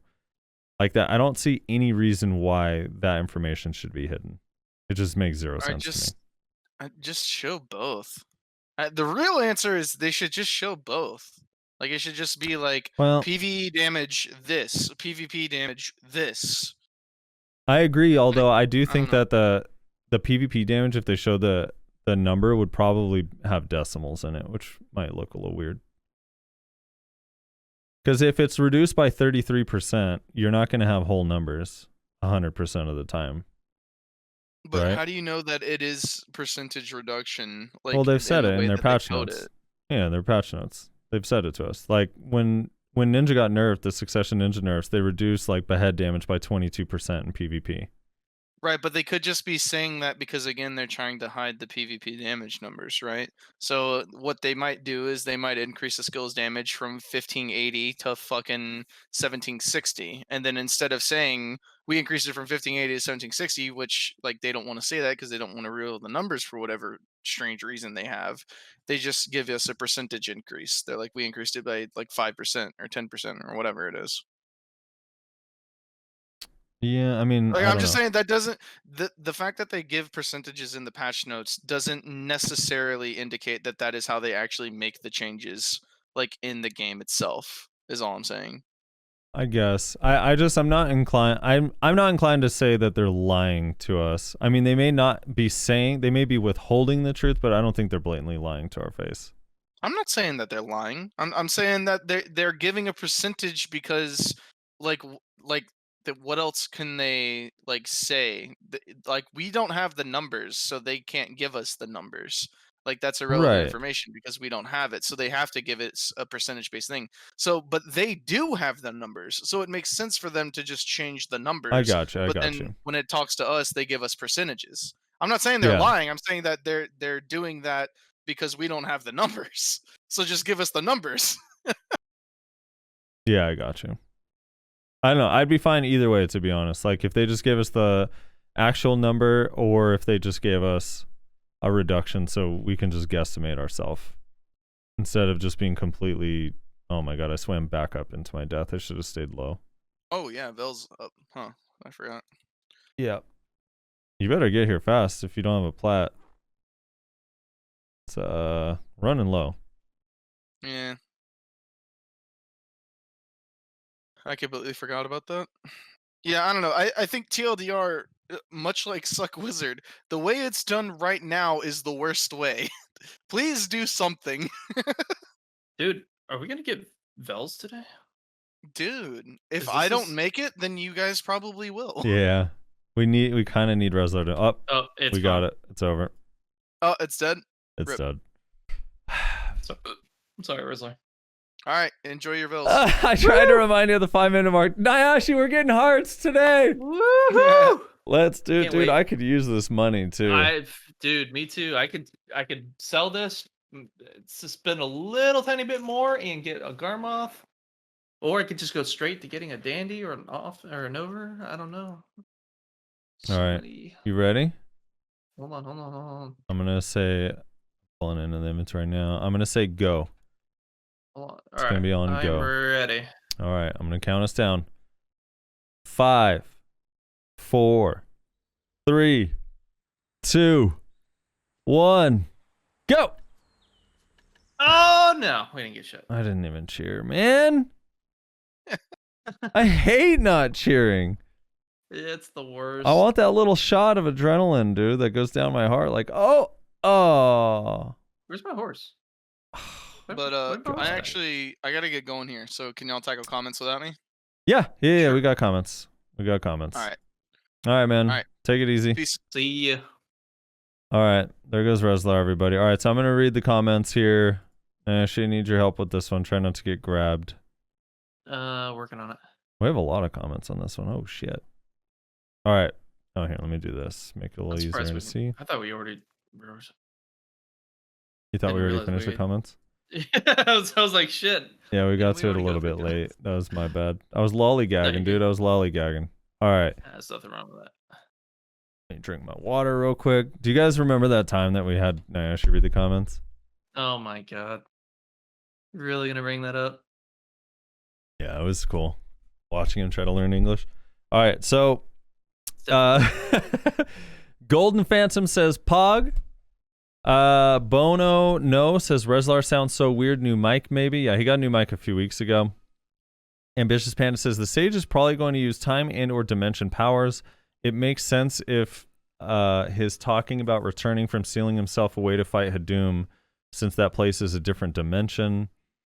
When did they comment on that? Because that's pretty damn close. Yeah, that was 4 days ago. So that was one day before the actual announcement. That was pretty close. Wow, He was locked away to good. fight the Black Spirit, which, by the way, I really thought that part Why of is the he lore fighting was the Black Spirit? actually cool. Because the Black Spirit was, I can't remember. Does anyone remember why was he mad at the Black Spirit? I actually forget off the top of my head. It's just some calamity But- that's coming to. I liked the the world. idea that he was, oh yeah, the Black Spirit Wars, and nobody listened to him. Right, he was trying to tell everyone about the wars, and then they didn't believe him. Bastards. He tried to warn everyone. Dude, I loved the idea that he locked himself in that thing so that way he could still be in his prime when he comes out and fight Black Spirit at his strongest. Yeah. Pretty cool. Magnus Cream says, Rouser me? I think that means I'm Reslar. Oh, he just typed I'm Reslar backwards. I got you. Nikki Girls Reviews says episode 101 still not available as a podcast. That's my fault, Nikki Girls. They're all available now. I apologize for the delay. I will be better about that going forward. My sincerest apologies. 101 and 102 are both up on Spotify and iTunes now. And 103 will be up on iTunes and Spotify the minute I get it from Reslar. Joe Birdie says, I'm assuming because of the release of Shy and Hash both being wind, maybe Sage will focus on ice, which is odd since Witch already has it. But as you guys were thinking, Chronomancer, so with ice, slow down time perhaps. Then again, is PA, so maybe he will fight with spinning magical blades of light and use summons since he's old / shrug. So he's not actually old. I guess he technically is old, but he's like young. His body is young. And I guess it is kind of spinning magical blades in some way, right? Yeah, I don't know about that. He was mad at the Black Spirit because he failed his pen roulette, so he locked himself away. He's gonna fight him. I dig That it, seems dude. realistic. Yeah, I would could do see that. it. Let's see. Bono No says at 11:15 the alter time spell that mages have in WoW. What is I don't know the alter time spell that mages have in WoW. I think because we were talking about the time slow thing. HDTVTH says 144. We all know warriors do all they can to be above 300 FPS. The ability seems useless overall, though, compared to the rest of the kit. It has no surprise. It will never be used in combos because Overwhelm is way faster and also way better, and it's a meh catch. Yeah, I think that that's actually not true anymore now that they changed it. I think that it actually will be used in combos. 1356 times 6 with 100% crit, 10% accuracy, and air attack damage could make for a very powerful refloat. It also does look relatively fast. I don't know if it'll be used as a catch. I'd have to see a good warrior using it in action. I could see it as a catch with E-buff, though, for sure. 007 D'Angelo says, you a whiz, when you get OP, you become Sage. So Suck Whiz X 100 power up equals a Sage, right? Basically. More or less. Skittles in Dadum says, I can't unhear Wrestler saying his name is a question in the intro. It's killing me. Landon Call says, I really want Suck Whiz nerfed solely because I enjoy Awakening so much more and refuse to play Suck. Northwest Rider says, speaking of PA with us, speaking of PA speaking with us, I put a ticket in a week ago, and it's still not being looked at. And yet we all slate Cacao, but at least they sorted shit within 24 hours normally. Yeah, I've actually been hearing that a lot, that a lot of people are having issues getting responses to their ticket. The only thing I can think of, if I had to White Knight and defend them a little bit, is that probably from the transition, they are getting way more tickets than usual. Just being that they're new with us and stuff, plus a backlog of tickets from Cacao, like leading up to it. Hopefully they sort stuff out, though. Hopefully they get a little bit better about that, because it does. I've heard a lot of people say it's taking a long time. It probably is a lot of the backlog shit. They probably didn't bother taking care of any tickets at the end. Kibbs04 says, imagine we get a Sage like from RO. What's RO? What game is RO? Have skills like Land Protector, where the land floor cannot be targeted with stuff like meteors, arrow showers, etc. Cast, spell, cancel. Just a thought. Love the show. Oh, Ragnarok Online. Yeah, I mean, that could be kind of interesting. Like an area, it makes an area not targetable. It'd be interesting. Yeah, possibly. Man, I can't wait. Because like the Succession kit's going to be, I mean, usually the pre-awaken kit is pretty in-depth. And they only showed us 4 or 5 abilities, so I can't wait. Oh my god, these next few days are gonna be so slow, especially with me getting 0 shards per hour at Orcs. Oh god. Alex Iglesias says, I hope that Sage is like a scrappy alchemist class, and the Awakening they could have a Philosopher's Stone. Well, kind of scrappy. Yeah, he doesn't Depends on seem what scrappy. you mean by scrappy, I guess. He doesn't seem like an alchemist either. I do hope that they go either with Awakening or more in the Succession stuff. I don't really care, but I don't know, something to utilize the fact that he's this like super smart inventor guy. He's got to have some sort of ability to like maybe he summons Akhman mobs. Yeah. Spectral says, didn't you guys touch on the Musa hard last week, or were you doing it again for all the people who know you hate Musa? XD. I don't hate Musa. I hate Musas. It's different. First name says, did you know that the CEO of Pearl Abyss keeps getting his Suck Wizard ass whooped by Tamers? That's why Tamer never get any love. Jesus. Yeah, the CEO of Pearl Abyss is just losing duel for spots against Tamers, so he's keeping Tamers down. Oh, I do love that idea. Yeah, Briz is asking, wait, what is his offhand? Yeah, they haven't shown it. And we don't know, do we know the name of the weapon? I can't remember. They haven't shown his offhand at all. It's a good question. First name said, oh no, I read that all right. Lewis Lee says, I'm very happy to hear someone agree with me that they will never change Witchards. I'm willing to bet it's their cash cow amongst all other classes. PA intentionally made a class that you can roll your face on the keyboard to play, so that all the gamers who really suck at gaming can still feel super powerful. Whether these players spend money to enhance or just end up staying interested in the game because they're so OP, they will always be cash spending customers that they wouldn't have had if all classes were as difficult as Ninja to play. This is the way I've seen it since I started playing BDO a year ago. It's all based on money. Just follow the money. You can figure out why witchers exist at this level. This game and are constantly defended by the developers. It's pay for convenience. Yeah, I just think that doesn't actually add up. If they wanted to legitimately make money, they would constantly rebalance the game and make people change characters all the time to follow the meta and not leave the exact same meta for an entire year. Like, think about the popular archetypes, right? In games, ninjas are really powerful. In games like the Sork with a scythe, classes like that are really powerful. Mages are really powerful and popular. They're really popular. Rangers and archers are really popular. Like, they would just cycle through. If their sole purpose was to make money, they would go Wiz Witch are super powerful for 3, 4 months, 5 months, get a lot of people to switch. Then after that, make Ranger and Archer super OP, and then people just slowly switch over because it's still, that archetype is really popular and fun. And then make ninjas and Sork or like assassin type classes really popular or powerful, and until they're super popular and people buy weight and inventory, and then cycle back around to Wiz Witch. Like, they would not just leave one meta for that long if their sole purpose was money. Yeah. If the player base is already established as Wiz Witch, like, they're not making new money off of those classes. Like, I get the idea of like, oh, people don't want to quit, but you don't have to like nerf Wiz Witch into the ground. You just gotta like make other classes flavor of the month for a little while. I mean, yeah, it's like kind of how League does it. Definitely how you make more money off it, honestly. Yeah, it's how League does it. Gets you to buy skins by changing the meta constantly. The Twisty says, I hope Sage, if better than Guardian at PvE, so I can be free of playing this truck. The what? Yeah, could see that. Oh, I missed a couple comments here. Tristan Crow says, I'm Reslar. Richie Portu says, Witchards just ruin PvP experience. Isn't fair. They should balance them. There's some others, but the big problem is on Witchards.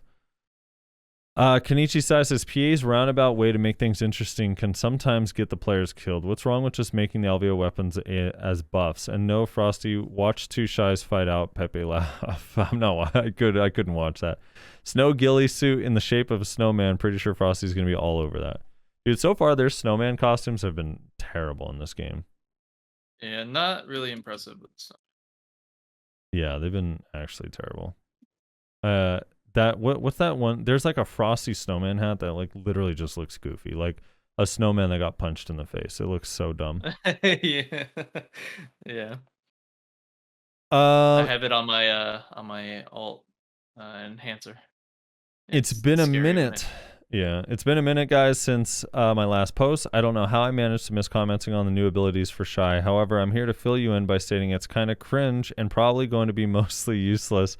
But it is a neat direction, and we didn't get ignored. I really hope this isn't a bait and switch because the class needs more relevant changes and an actual endgame purpose. Hadun on Shy is poop, even in group, because DPS weapons are OP, and there's no point buffing people who two-shot packs. This highlights the fact that Shy DPS when solo is garbage and scales horribly. Our buff should probably last 5+ minutes on Shy so that we can solo grind without fluting every 10 seconds. And I'm not exaggerating here. At high-end zones, we have to buff every freaking 10 seconds. Also, let Shy tag another Shy. Our crystals account for a major part of our PvE DPS, but also our PvP survivability. I'd rather not make 2 Pen Artina souls. Book finished and enjoying the show. Yeah, I could see that. Or make like some of the buffs that you use for PvE like last longer on Shy specifically, but not on the other classes that it affects. Kind of makes sense. Would be a nice little quality of life fix. Yeah, Shy's in a weird place, dude. I don't know. We still have never gotten a Shy as a guest. Yeah, they don't exist. Sage is a good class, Dreadspark. You could try Sage. Hunter Zia says, I've heard that it'll be a Wukong type class. Who did you hear that from? What? Wukong from League? So some sort of like monkey. Monkey that splits in two and double teams you?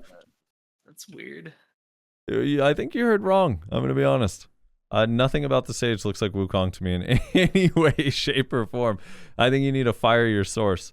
Yeah, that's a little weird. I'm not sure where they came up with that. Yeah.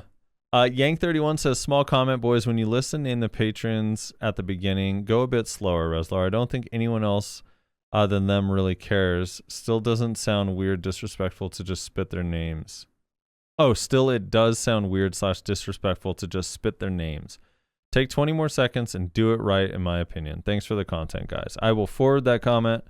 Reslar is not here. Here, I'll do this right here. Oh, that's not the button I You're wanted. gonna forward it to Reslar? I'm gonna forward this to Reslar to make sure that he saw it. I'm gonna ping him at Reslar. Wanted this commenter to know I sent this to you. All right. Korzak. Yeah. Yeah. We'll definitely appreciate that. Yeah. Striker's already the Wukong class. True. And Mystic's his little counterpart. Korzak says, firstly, love the show. Big fan. Keep up the good work. I have one question, though. How come the Spotify upload is so far behind? I'm sorry. That's on me. It's going to be faster going forward, I promise. I'm always listening on my... I'm always listening from my phone, and when it's on YouTube, I'm not able to do anything else while listening. I promise they will be faster. This last one was a little bit late. The first one, I tried to upload it, but it was the wrong file type, and I didn't realize it gave me an error, and I closed out thinking it was done. And then I didn't get back to it till later, and I was like, wait, this isn't working. And then the last one, I was just a little bit delayed on, but I promise going forward I will be better about that. I apologize. What were you saying, Nayashi? No, just relate to that last one. Will Maddle says, you should get Evil Duos Harm on. He used to be the most popular content creator for Blade and Soul. I know we talk a lot of negativity about PA and BDO on the podcast, but it's one of the best games there is. There are a lot of good changes they did that go against their profits, like removing the weapon coupons from the cash shop, adding a bunch of quality live contents that people used to criticize the game back then. You could have him on and discuss BDO in perspective of a new player, and maybe having an overall positive podcast. Frosty carries the podcast. Aw. Matto. Will's a sweet, sweet man. Thank you very much. Yeah, that would be kind of cool. I will look into that, and that would also be a fun discussion to compare and contrast. I mean, a lot of people just forget. People have been playing this game a long time. They kind of forget what it's like in other games. I don't know. For me, Blade and Soul, the support experience was really bad. The pay-to-win experience was really bad. The botting and hacking was really bad. None of it got addressed, and eventually the servers just... That company let it get so out of hand that people just quit, and the player base is small. And the same thing with Terra. Terra had server issues that were so... Like, if you think, like, this server is bad, Terra server issues were so freaking awful. Like, go read some of the reviews on Steam. Like, it is, like, mostly negative about Terra and the server issues and, like, the problems that they had. Like, it was actually so bad. And the developers just take forever to make changes. Like, I always use this as an example. The Slayer, back when I played Terra, this was like 2013, 2014. Slayer was so overpowered for such a long time, and we were all waiting for it to get fixed. And finally, it got fixed on KR, like the balance change that was like, hey, we're reducing this and this and this and increasing the cooldown here. We didn't get that balance change. The balance change for 6 months. Like, we saw the change on KR, and they didn't touch it on NAEU for 6 full months, which is like insane. Like, something that we don't like, especially with balance. Like, if they make a change in KR, we get it here immediately. So it's just, I don't know. It's just weird. So yeah, I don't know. And then the server merges and people like getting their characters deleted. Like, people didn't even realize that. Like, I've seen so many reviews of people complaining that their characters just randomly got deleted on Terra, and they were like having trouble getting them back. I don't know. Very strange stuff. Titan Squirrel says, TLDR, please don't let Nyashi read this comment out loud because it's about Kafirs. am I crazy to see the Kafirs market go into a seller's market rather than Reslar's buyer's market argument? If high gear players have more silver and aren't bringing more Kafirs to the market, the supply is lower and there's more liquid silver generated from these new zones sent from my iPhone in the hollow part of the earth. Yeah, I agree. I wonder if Reslar meant the opposite, but I agree with you. I think it's technically a seller's market, but I don't think Kafirs go up enough for them to be worth selling unless you actually don't need Kafirs anymore. Unless you can consistently, get them working. Yeah, Jax, just manually type it out. Thank you, Jules, so much for the host. Sorry, the shout out thing hasn't been working for a few days. It broke. We broke it.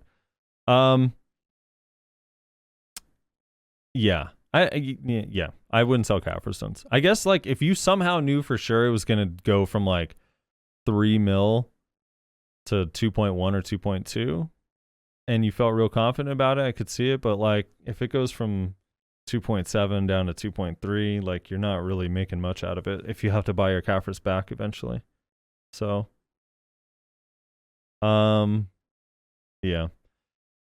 John says, damn right, Frosty. PA completely forgot about me, Mystic.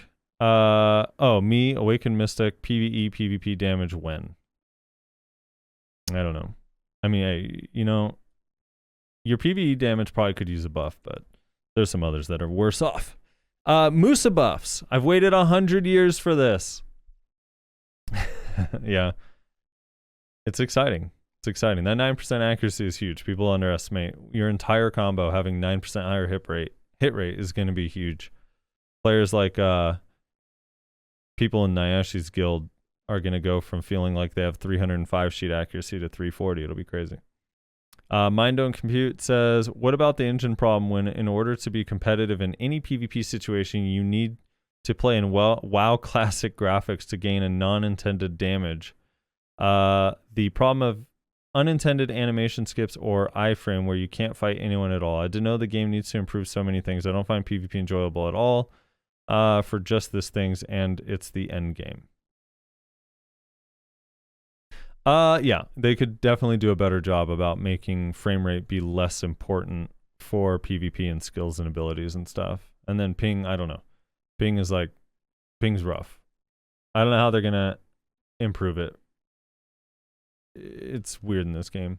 Yeah, pretty much. There's always going to be ping issues. Information's traveling from one location where you live to the server, and then also from the other player's perspective, and then send it back to you. Yeah. There's always going to be some sort of. Daz says current seasons. Now that all haven't been said, and again, I'm kind of ping carried, but I actually very, very, very much enjoy PvP. Right now, for me, the only thing that's really ruining it for me is the casters. Daz says current season started with Nova with her awakening. Succession only came out when the season already was going on. It's possible they do something similar with Sage. Well, now we know that Succession's coming before the new season, so maybe it'll come out. Yeah, maybe Awakening will come out the day Seasons is out. That'll be interesting.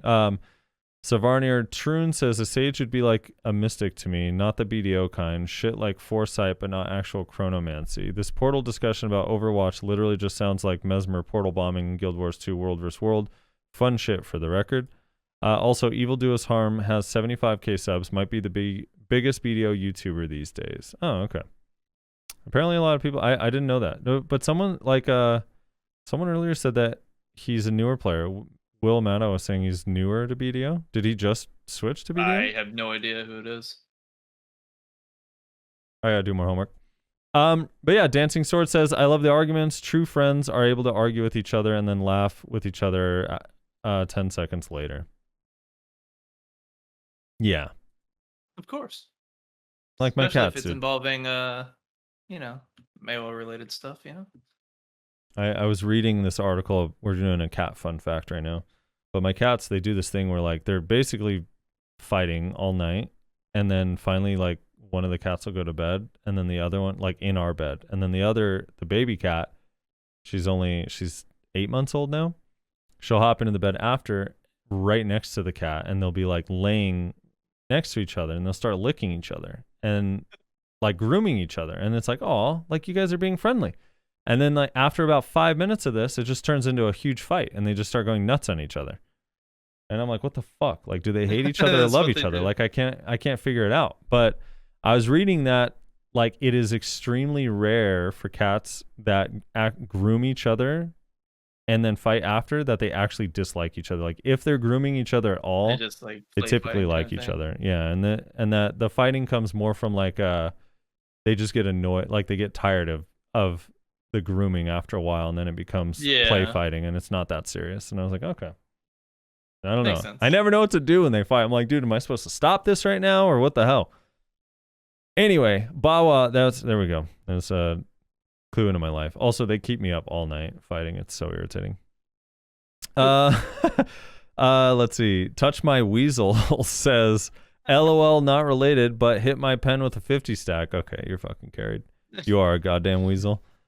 Ian says, too many meta lurkers play this game. Bawa Killer says, from Sage trailer, I'm thinking he might get a mid-range magic in his pre-awaken, use his cube attack, and close range for awake like Striker Spirit, but with big fist effects from the gameplay footage, or might be multiple rings and it can shapeshift to other type of weapon type. And they also said that he can reduce skill cooldown and time magic, freeze skill that lasts 5+ seconds in a small area maybe, and he would also release the suck like Archer. If this idea is true, then Sage might be scary. What are your thoughts about his skills based on the trailer? Also, why does it say that his video is about Elden Ring? It does? I don't know. Yeah, I mean, well, we talked pretty in depth about the skills in the beginning part of the podcast, but I mean, I could see like some of the ideas that you're mentioning. I was wondering, I wanted to ask you and Resler this, Nashi. Do you think, because me and Cine have been back and forth about this a little bit, do you think that it's going to be a ranged class, like majority ranged, or will it be like kind of evenly distributed, some range, some melee, or will it be mostly melee with a couple range? I think abilities? it'll be more like a melee caster, given by how his javelin's kind of like the warrior's like ability, you know? Yeah, but now that Reslar pointed out that there's that gap between the spear throw and when he actually dashes, I'm starting to think that the spear throw is its own skill. I mean, we're talking about devs demoing this, right? Maybe they're just slow. They're just slow. They're just bad at the game. Maybe. I mean, usually they have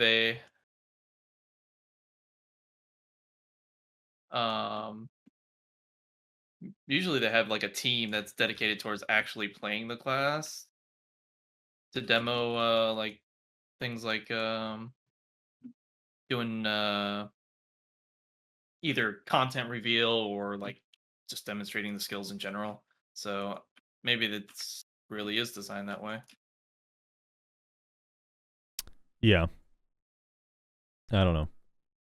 I think it'll probably have a mix of both, but we'll see. We'll see. I just kind of hope it's not a super ranged. Yeah. It's the last thing we need right now is more range in this fucking game. Chasing down ranged players.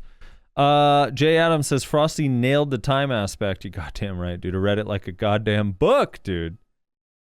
Oh, I was so on point with that. It was my proudest moment after losing all of my in-game money. A bill. After losing all my in-game money to being completely wrong the week before. Felt good. Yeah, you were literally broker than Redzilla for a moment there. I mean, minus all the gear that you have. Dude, I've been broke a couple times this week. I'm back up now. I have 1.5 bill, so I'm feeling all right. But yeah. Sui says, just want to thank you for the hard work, guys. I honestly can't play this game without listening to the podcast. Thank you, Sui. Glad you love the podcast. Better start actually listening to gear advice. Silver Zyko says, Frosty, when you GBG Reslar's guild, who got farmed? And for Hadum, they need to put the orange drop in other spots. Orc and Castle Ruins is over these days. Or overrun. These two spots is cancer to grind. GVG grief flagging yesterday. I tried it at 4 a.m. so I will not get griefed. Or duel for spot. Little did I know that every spot never empty. Or that the spot's never empty. When Reslar and I GVG'd the other day, who got farmed? You guys are you asking who won? Yeah, we GVG'd them. We don't have the deck anymore. Nodo's pretty strong, so highly doubt that really I mean, it started off relatively close, but I would say yeah, by the end of it was one-sided. But Nodo just has a higher gear score average than the Bloodthirst players. I actually was happy to see how many people Bloodthirst brings out, and I think if Bloodthirst is like in a GVG with a lot of other guilds that are closer to their gear score, I have a feeling that they probably stomp.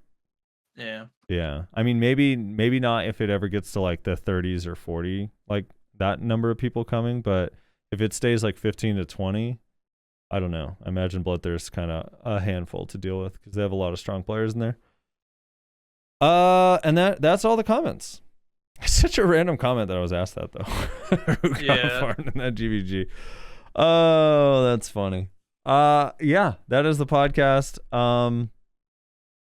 Normally Rezlar closes us out here, but he is not here to do that for us, so I'm gonna try my best. Thank you guys for listening. Thank you guys for hanging out with us in the podcast, both the people that hang out live in the Twitch chat and the people that you didn't have one. Copy paste it. Did I miss it? You meant to die? I didn't see it. Did you comment and I missed it? Am I just bad? Yeah, I don't know. I didn't see your comment. Did I skip your comment? Did you just put it at the end and I just didn't refresh? Is this one of those? Is this a troll comment? No, I don't see anything from you. What are you talking about? Eumenidai. Let's go through this list. Did I skip through Eumenidai's? Or did I read it and you just were peeing or something? What the fuck? Where's mine? No, Eumenidai, you didn't comment. So, you forgot to click enter. Get fucked. Maybe next week, dude. Maybe next week. Anyway, thank you to the patrons who support the podcast. We appreciate you very much. And thank you to everyone who individually supports our streams. Nyashi's stream is twitch.tv/Nyashi_NA. He is a Meiwa aficionado and a griefer extraordinaire. Rezlar, he mains Suck Wizard and Zerker now, I think, or Suck Wizard and Archer. He changes his every day. Make sure you check out his stream. He is twitch.tv/NotRezlar. My Twitch is twitch.tv/SoFrosty. I am a Sage main, obviously. Yeah, we'll see you guys. We'll see you guys all next week. I'm excited to share the Sage stuff and see how it feels. I'm also really hyped that I can immediately go to Node Wars on it and not have to like wait for Succession or Awakening. So yeah, me and Cinny will be testing out the skills and seeing how it goes. I'm rolling my Nova's combat and skill EXP with that free swap they gave us back to Sage. Also, interesting note, we are gonna have the 1000% EXP and the 100% skill EXP for the first 2 weeks of Sage launch, which is kind of crazy. Yeah, you're gonna hit 62 like in no time. Yeah, we're gonna hit 62 really, really fast. Anyway, thanks again for being with us, guys. That is the end of the podcast. We'll see you next time.